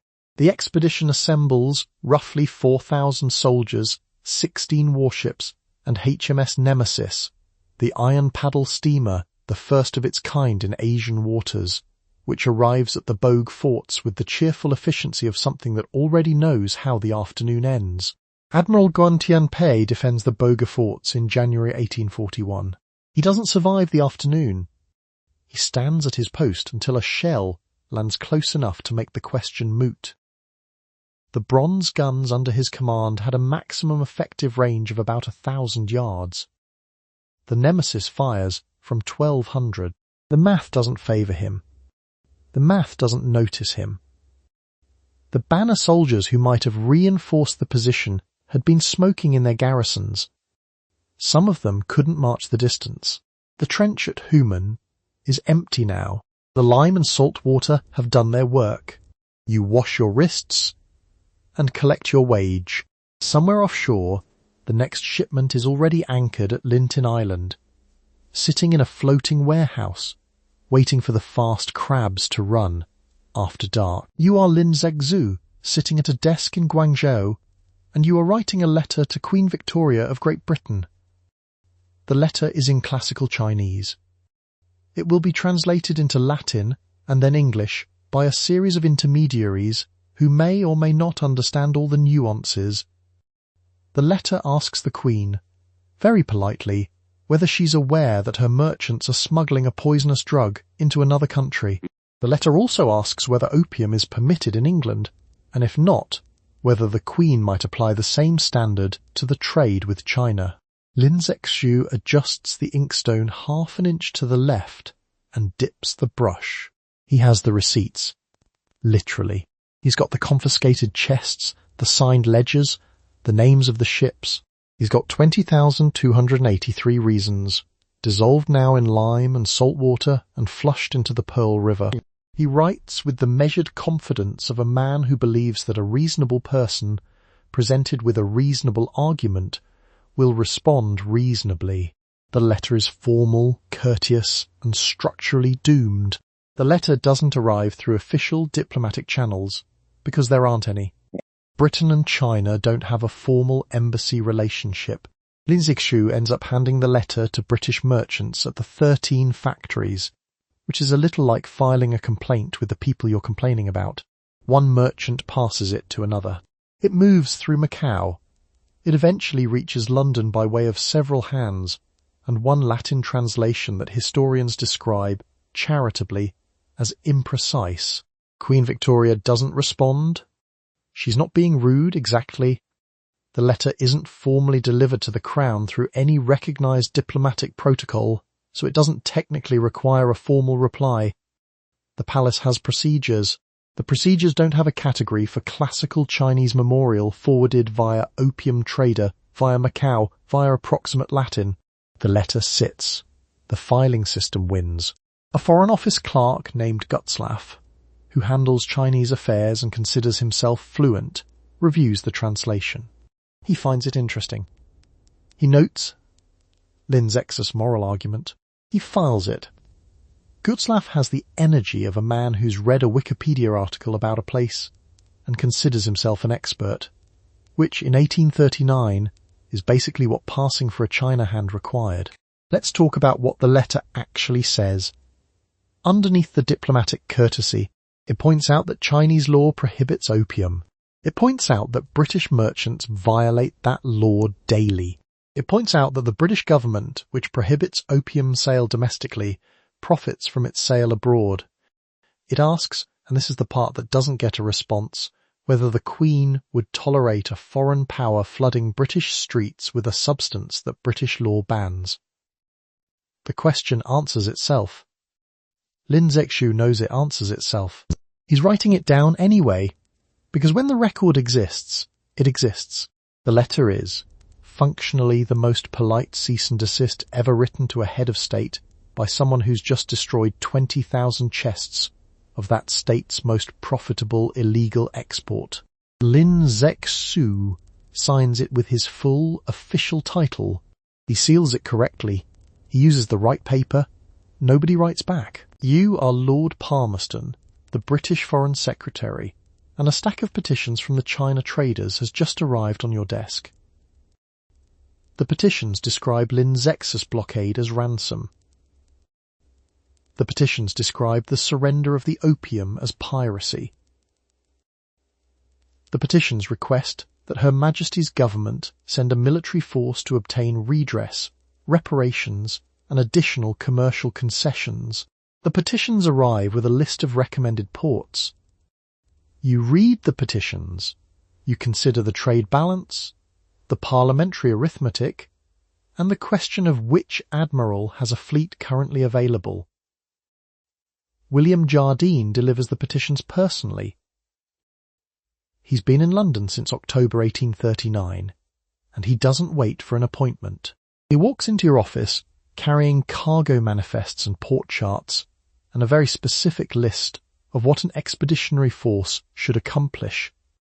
He sets the papers on your table and smooths them with one hand, the way a man does when he's done this before and expects it to work. Jardine Matheson has 17 ships and a preference for resolution. The case Jardine makes to you isn't about opium. It's about British property being seized by a foreign official without compensation. The opium is 20,000 chests. The 20,000 chests are worth roughly £2 million. £2 million is not a philosophical position. It's a number, and the number has a column, and the column currently reads 0. You don't need much persuading. You already consider the canton system an insult. Foreign merchants confined to 13 warehouses on a riverbank, forbidden from learning Chinese, forbidden from contacting officials, forbidden from moving more than 1.5 miles in any direction on certain approved festival days, which is basically asking the manager at IKEA to discipline another customer. The Kohong guilds set prices. The Hoppo collects fees. The system was designed by China for China, and you find this unreasonable. You bring the petition to Cabinet. Cabinet debates.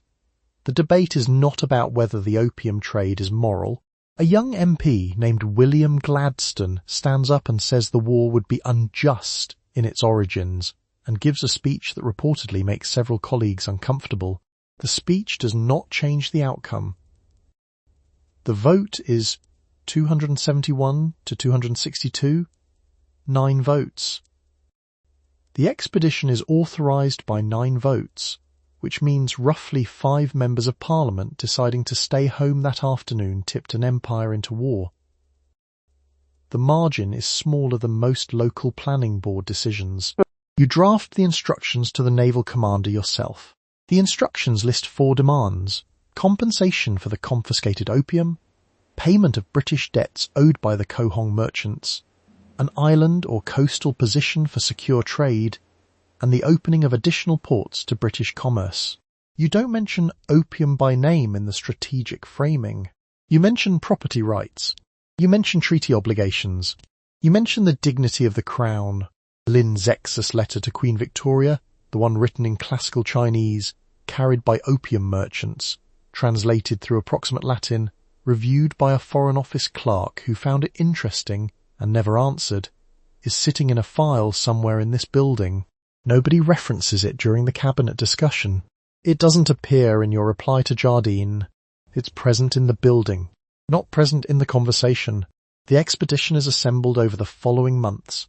Roughly 4,000 soldiers, 16 warships, and an iron paddle steamer called HMS Nemesis, named with no apparent awareness of the situation after the goddess of retribution. The Nemesis draws less than 6 feet of water, which means it can go where Chinese coastal defence junks can't follow.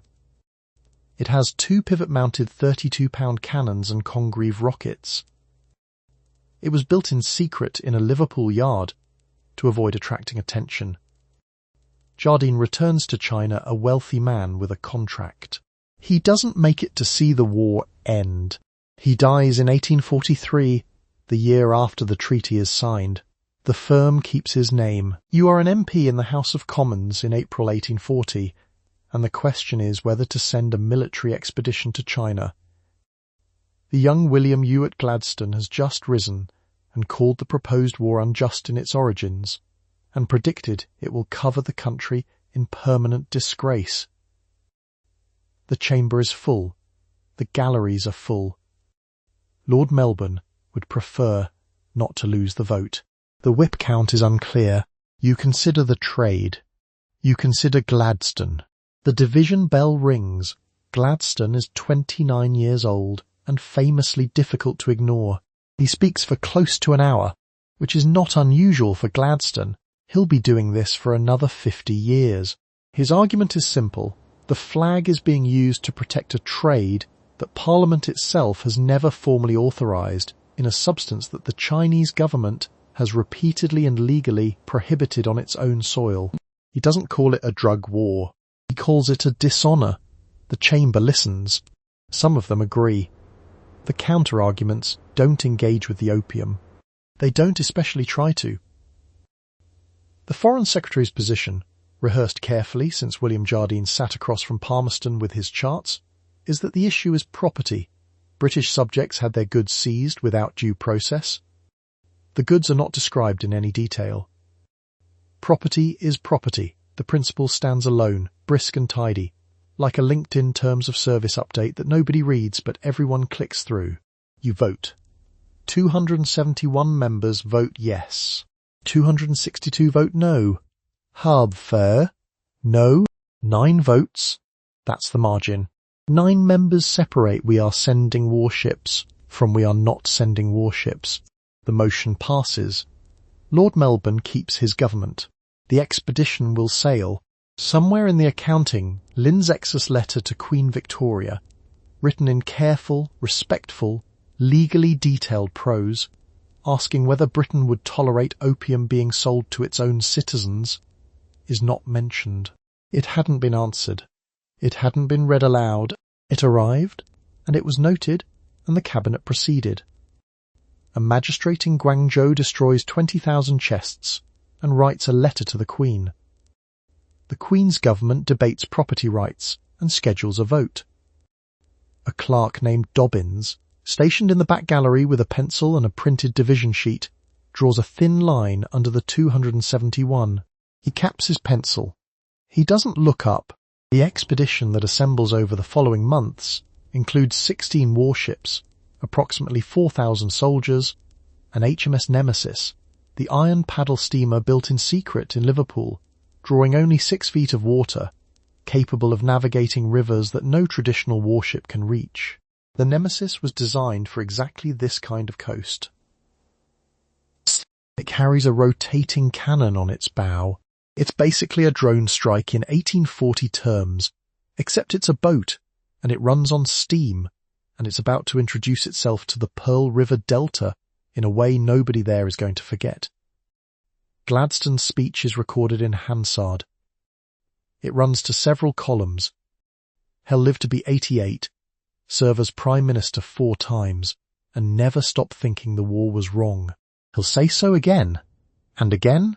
The 9 votes don't change. The division sheet is filed. The gallery's empty.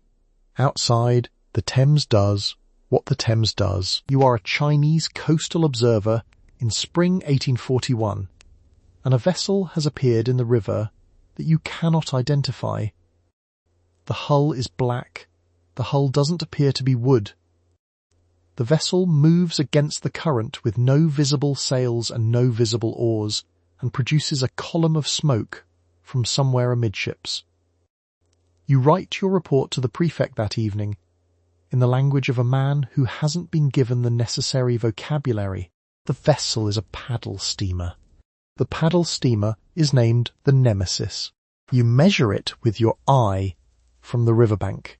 1,904 feet long, draws only 5 feet of water, built entirely of iron, the first iron warship ever to enter Asian waters. You can see 2 32-pound pivot guns and 5 smaller guns from where you stand. There's also a Congreve rocket launcher, which you don't have a word for yet. The bogue forts guarding the Pearl River approach are made of granite, and staffed by men who, like you, have never seen an iron hull before. The forts are solid, garrisoned, and entirely obsolete. They will see one, and quite soon. You know Admiral Guantianpe has been reinforcing those forts for months, adding guns, drilling crews, writing careful progress reports to Beijing. You watched a courier ride out with the last one. The reports have a slightly optimistic tone, which is a thing that tends to happen in reports sent to emperors. On January 7th, 1841, the British attack the bogue forts directly. You hear the cannon fire from your post 6 miles south. You count the rounds the way a man counts thunderclaps in a storm, until at some point you stop counting because the count no longer matters. Guantianpe dies at his post. The British are in the Pearl River by afternoon. For the next several months, you watch the Nemesis do something that feels less like a war and more like a very aggressive product demonstration. It goes upriver into water you'd been told was too shallow for any serious warship. You watch it destroy a war junk fleet, roughly a dozen vessels, in under an hour, in the time it takes to walk to your aunt's house and back. The fire junks sent downriver to burn it bounce off the iron hull and drift past, confused. The fire junks were the plan. There is no second plan.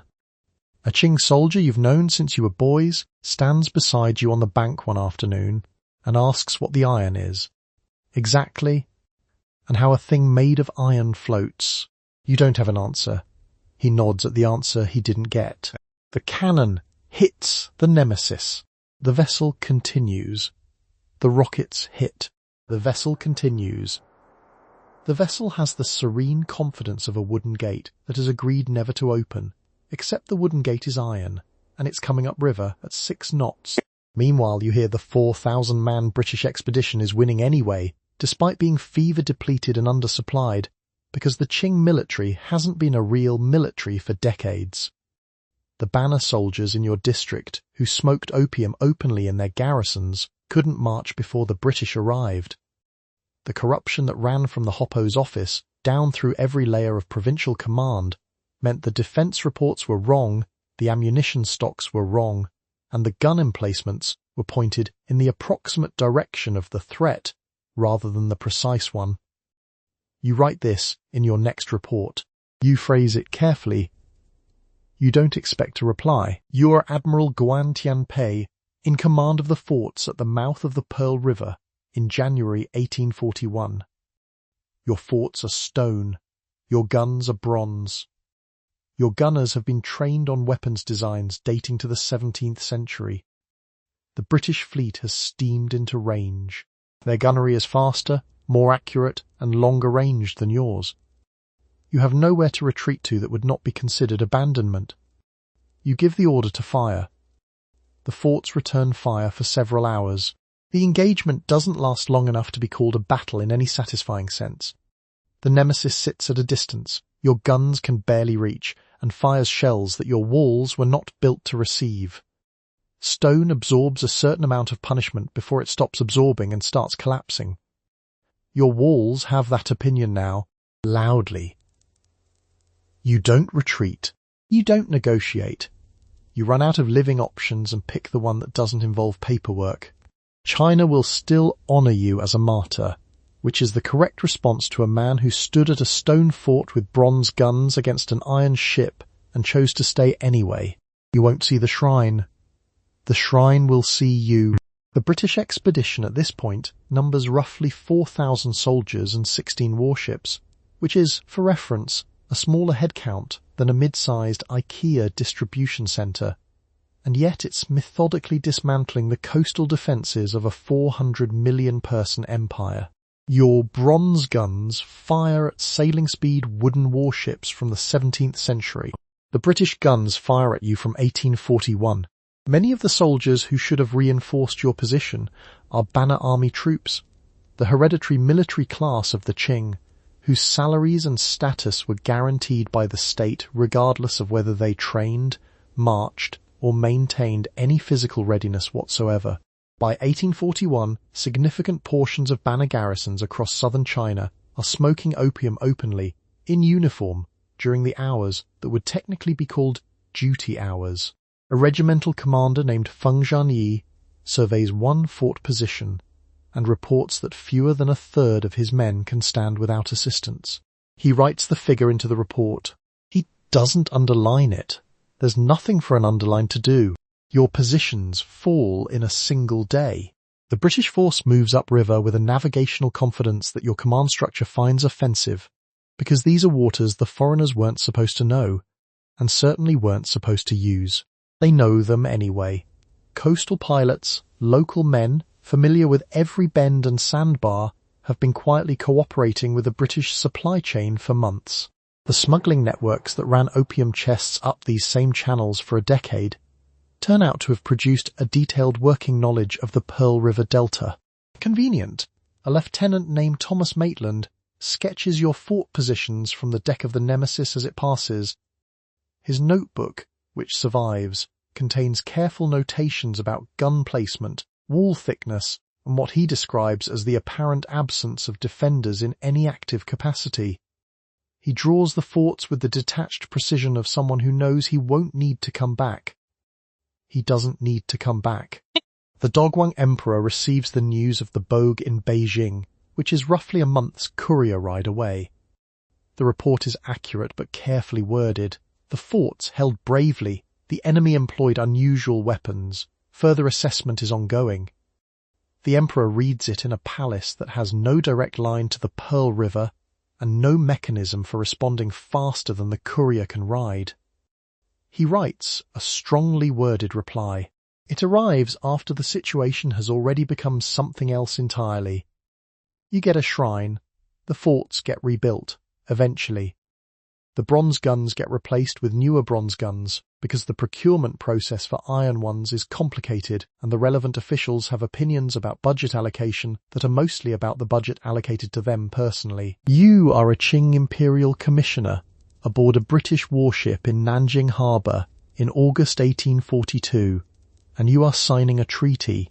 The treaty cedes Hong Kong Island to Britain. The treaty opens 5 Chinese ports to foreign trade. The treaty imposes an indemnity of 21 million silver dollars on the Qing government. The treaty abolishes the canton system entirely.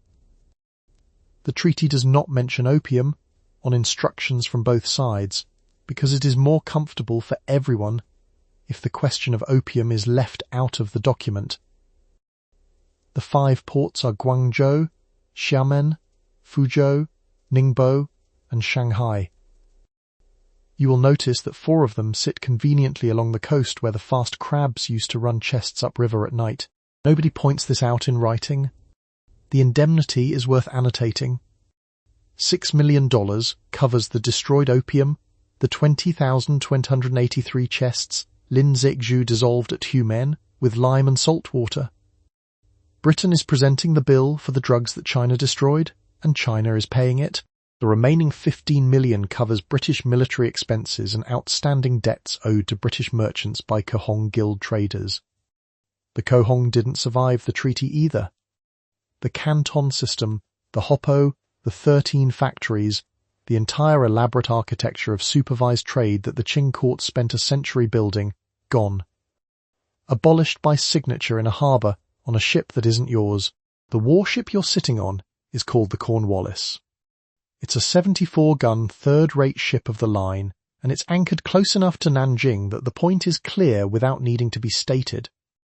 Commissioner Qing, the Manchu aristocrat charged with signing, is courteous and composed throughout the proceedings. He later writes to the Daoguang Emperor describing the British negotiators in flattering terms, possibly because he has just agreed to pay $21 million and needs the framing to be generous. Let's talk about what the vote looked like from London. The parliamentary motion authorising military force against China passed by 9 votes, 271 to 262. Gladstone, then a young Conservative MP, stood up in the Commons and called the war unjust in its origins, and said Britain's flag had been hoisted to protect a trade that was infamous and vile. He lost by 9 votes. The war happened anyway.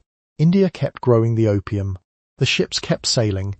A year later, in 1843, the Treaty of the Bogue adds one more clause: extraterritoriality. British subjects in China are now tried under British law, not Chinese law. This means a British merchant caught selling opium in Guangzhou can't be prosecuted by a Chinese court. The document is essentially a coupon. It's the legal equivalent of a TSA pre-check enrolment that never expires, except the airport is the entire country, and the rules being skipped are also the laws. The Daoguang Emperor receives the treaty terms in Beijing and does not reply for several days. He's 60 years old and has been emperor since 1820. He spent the first decade of his reign trying to suppress opium, the next decade watching imports double and then triple and then grow tenfold, and now this. He reportedly cuts his personal household budget, his own clothing allowance, his kitchen expenses, to help manage state finances during the indemnity payments. The kitchen budget gets trimmed, the indemnity does not. Commissioner Qing signs. The date is August 29th, 1842. The treaty takes effect. Hong Kong Island, which had a fishing population of about 4,000 people, and a reputation for pirates and difficult anchorage, is now a British Crown possession. The treaty is brief, expensive, and silent on the actual subject. It will remain one until 1997. The pipe is still on the table next to the embroidery. Nobody has addressed the pipe. You are reading the Treaty of the Bogue, signed in October 1843, which is a supplemental treaty designed to clarify a few points the Treaty of Nanjing had left vague. The most important clarification is the principle of extraterritoriality. Under this principle, any British subject who commits a crime on Chinese soil will not be tried by a Chinese court. The British subject will be tried by a British court, in a British consular office, under British law. You read this twice. You read it slowly. The clause means that William Jardine's traders, the men who ran armed boats upriver in the dark, who bribed customs officers by the cartload, who moved 40,000 chests of illegal narcotics into this country in a single year, can't be touched. Not by you. Not by any court you recognize. They live inside Chinese territory and outside Chinese law simultaneously, which is a legal arrangement that would make a HOA lawyer weep with envy. A clerk named Pemberton sits at a folding table near the window, copying something into a ledger. He doesn't look up. He licks his thumb before turning each page, a gesture so comfortable it's almost rude. The clerk is patient, methodical, and entirely incurious. Whatever he's recording, he's been recording it for a while. The extraterritoriality clause isn't the only addition. The Treaty of the Bogue also includes a most favoured nation provision, which sounds generous and is not. It means that any privilege China grants to any foreign power in any future treaty automatically extends to Britain. The British don't have to negotiate for the privilege. They just have to wait for someone else to negotiate it first, then collect.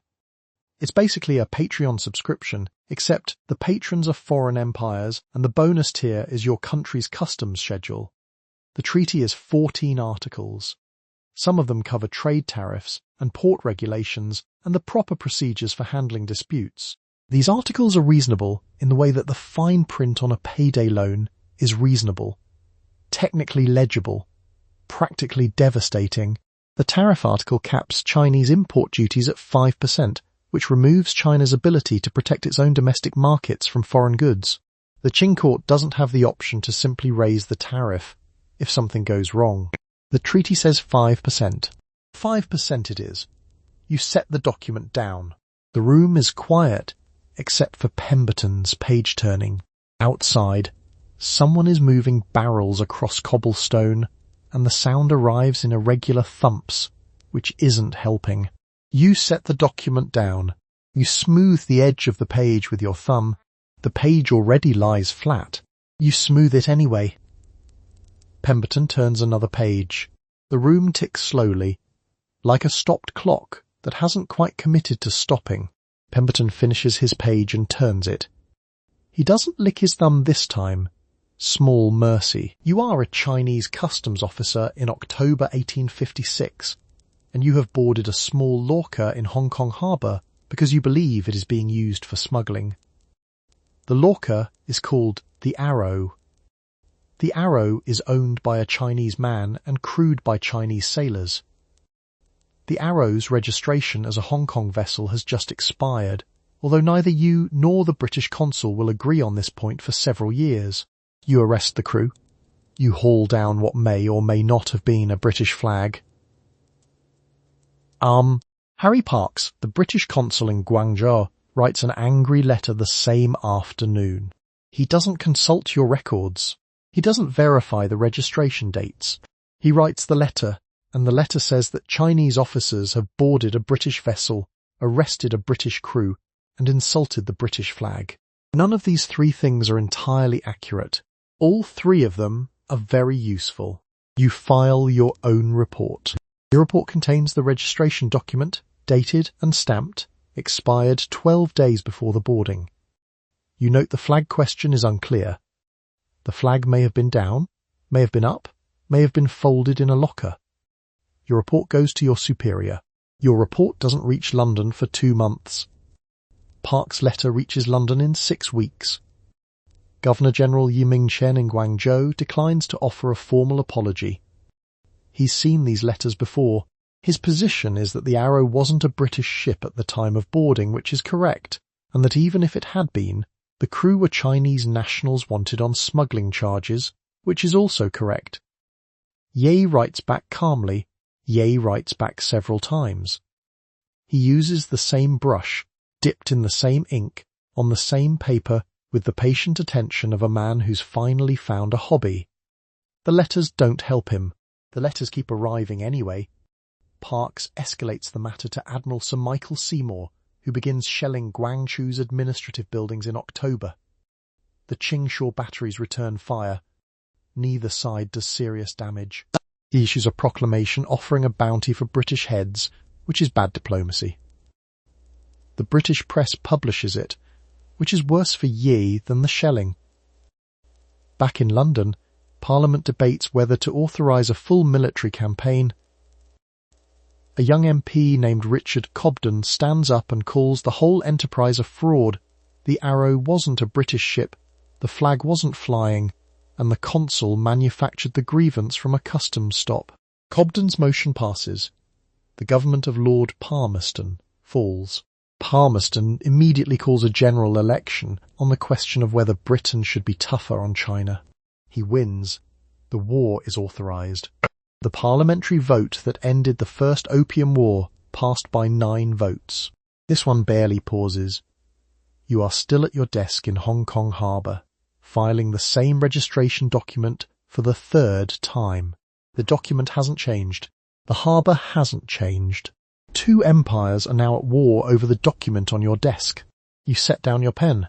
France joins the expedition after a French missionary named Auguste Chapdelaine is executed in Guangxi, legally, under Chinese law, for illegal entry and proselytizing. France treats this as an outrage. The expedition now has 2 flags and a shared interest in additional treaty ports.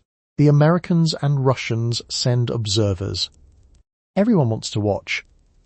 Nobody wants to miss the part where the tariffs get renegotiated. British and French forces take Guangzhou in late 1857. Yu Mingchen is captured in his compound. He refuses to surrender formally. He refuses to negotiate. He refuses apparently to do much of anything. He's transported to Calcutta, where he dies in 1859.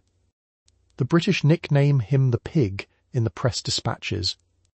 He doesn't eat their food in captivity, he eats what he brought. You are a Qing official reading the Treaty of Tianjin, signed in June 1858 at the close of the Second Opium War, and you have come to the article that legalizes the importation of opium into China. The article does not say it legalizes opium.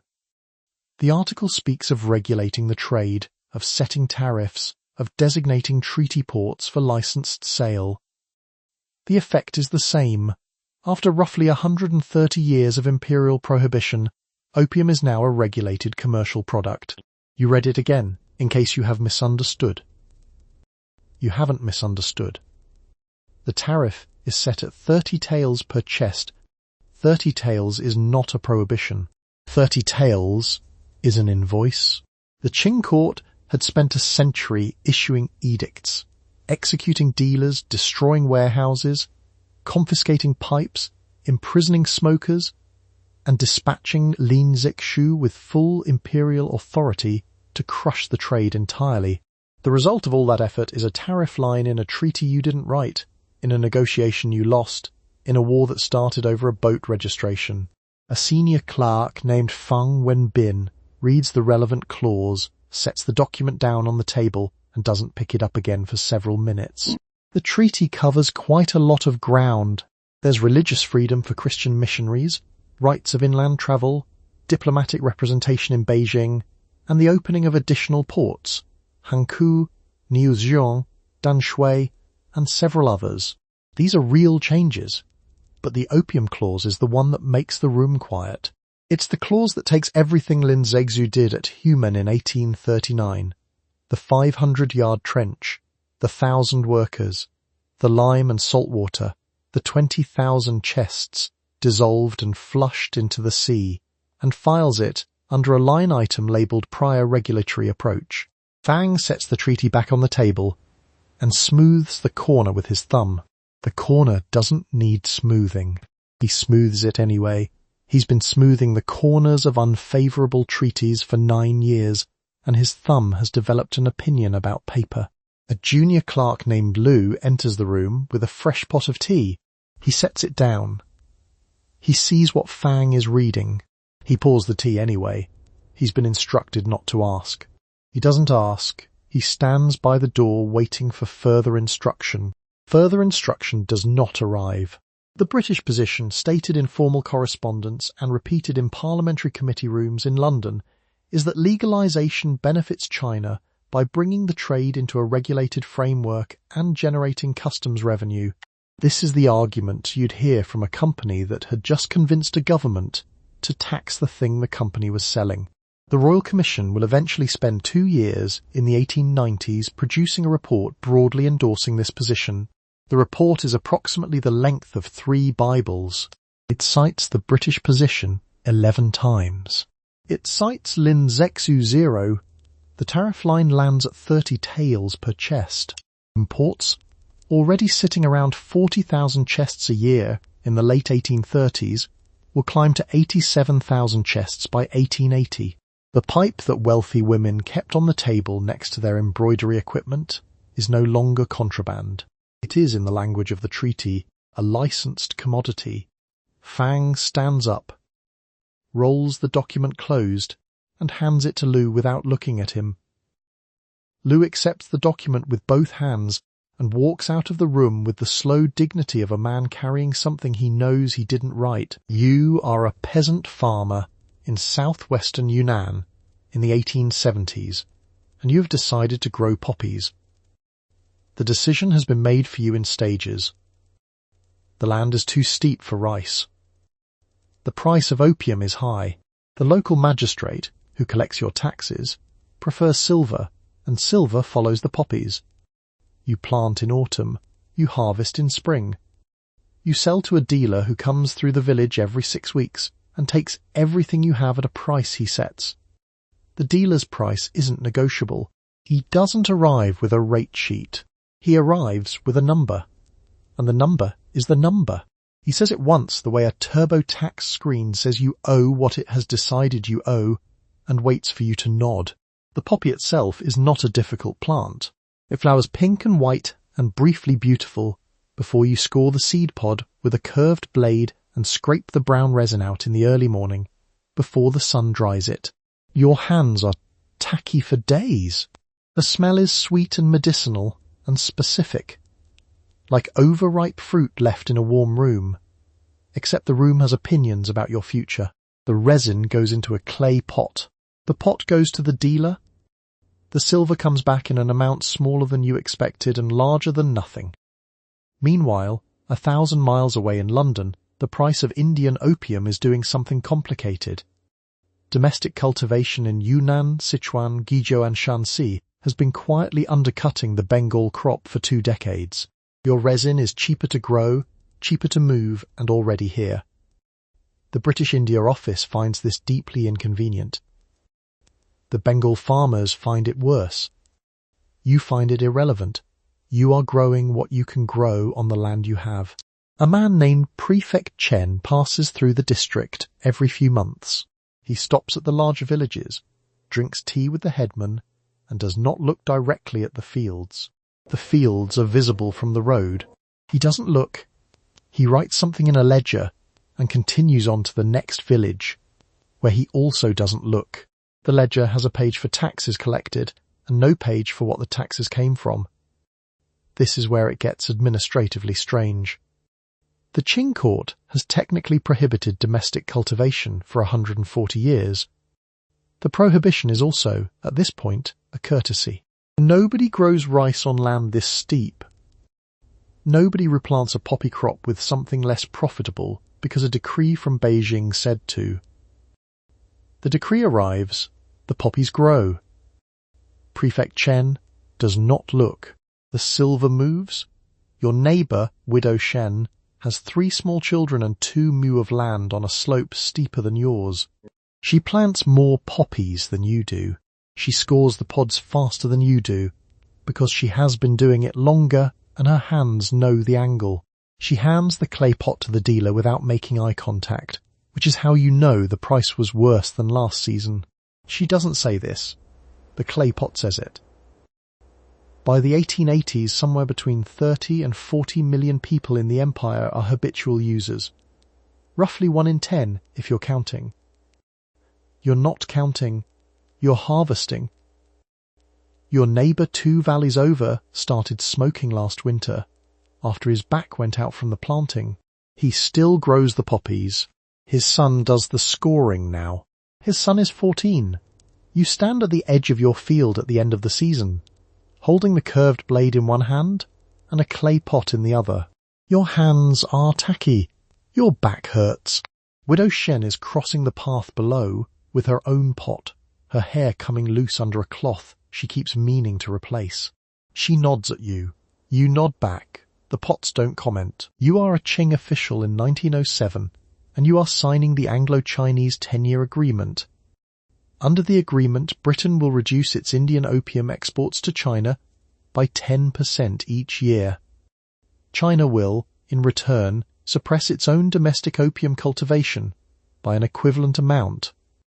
The reductions are conditional on each side verifying the other's compliance. The mechanism is precise. The schedule is precise. The agreement is sincere, detailed, and roughly 2 decades late. The timeline ends in 1917, by which point both governments expect to have demonstrated that the trade can be wound down by mutual agreement. The pen is ornate. The room is formal.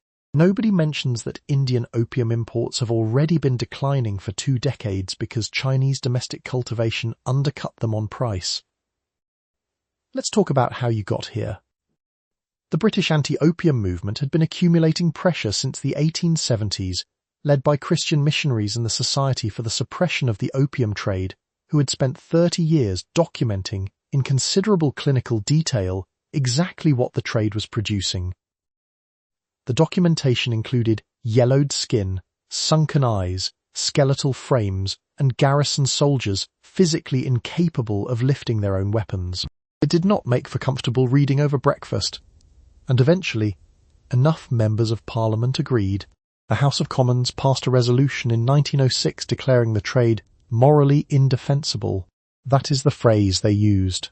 Morally indefensible. In 1906, the trade had been running since 1729. The Qing Imperial Edict of 1906 came first, an internal order to suppress domestic cultivation within 10 years, issued by a government that had been watching local officials cheerfully ignore identical orders for roughly a century. Provincial governors received the edict. The edict received a respectful acknowledgement. In Yunnan, the poppies continued their quiet uphill expansion into the terraced hillsides because nobody had changed the math on what a farmer could earn from rice versus what a dealer would pay for raw resin. Meanwhile, a Qing inspector named Zhao Erfeng tours Sichuan on a verification mission. He carries a ledger. He records field measurements, crop surveys, and estimated cultivation acreage. He writes his figures down carefully, closes the ledger, and hands it to a subordinate, who hands it to a courier, who rides it to a provincial office, where it sits on a desk alongside 17 other ledgers. The desk has opinions about ledgers.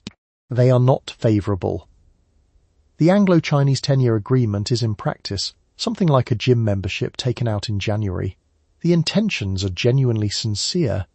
The paperwork is in order, and the running shoes are still under the bed. Indian opium revenue had accounted for 14 to 17% of British India's total government revenues at its peak. The British Treasury writes the figure on a memorandum, and then writes a different figure underneath it, smaller, that's expected to replace it. The difference is rounded down for tidiness. A provincial inspector in Sichuan named Bao steps off a horse in a small village in 1911 with a stack of compliance forms and a clerk who carries the ink. He fills out one form. The villagers stand in the road and watch him fill it out. He does not climb the hill behind the village. The hill behind the village is in flower. The flowers are pink. He hands the form to the clerk, gets back on the horse, and rides to the next village, where the clerk fills out the next form. Indian import volumes do decline, genuinely because the domestic supply has already eaten most of that market. The 10% annual reductions are, in several years, reducing something that was already falling. The 1917 endpoint arrives. The British side declares substantial compliance. The Chinese side is in the middle of a republican government that has been technically governing since 1912, and practically governing somewhat less than that. The warlord era is beginning. The warlords have noticed that opium cultivation is an excellent way to fund a private army, and they have the agricultural acreage to pursue that observation at scale. You fold the signed agreement. You place it in a document case. Outside, somewhere in Yunnan, a farmer is staking out next season's poppy rows by sight, the way his father did, along the same terraced hillside, at the same elevation, in the same thin soil that never grew rice particularly well anyway. And so, here we are, at the end of a very long, very expensive, very deliberate century. You stood at a hopos desk where the right column was longer than the left. You auctioned chests in Calcutta with a lion stamp seal that didn't comment. You rode a fast crab past a customs lantern that winked out at exactly the right hour. You sat in a Beijing palace reading a strongly worded reply that arrived a month too late. You watched 1,000 workers stir an opium trench at Humen with paddles and apologized to the sea. The sea, as it turned out, accepted the apology and kept the chests. A war started over a flag that may or may not have been flying on a boat whose registration had lapsed 12 days earlier. The flag was small, faded, and possibly the wrong one. 2 empires went to cabinet over it. Emwordet, 9 votes carried the day. The math of empire is, occasionally, exactly that small. Take a quiet moment for your refrigerator. For the fact that nobody has parked a floating warehouse off your coast and spent 100 years explaining it's a private commercial matter.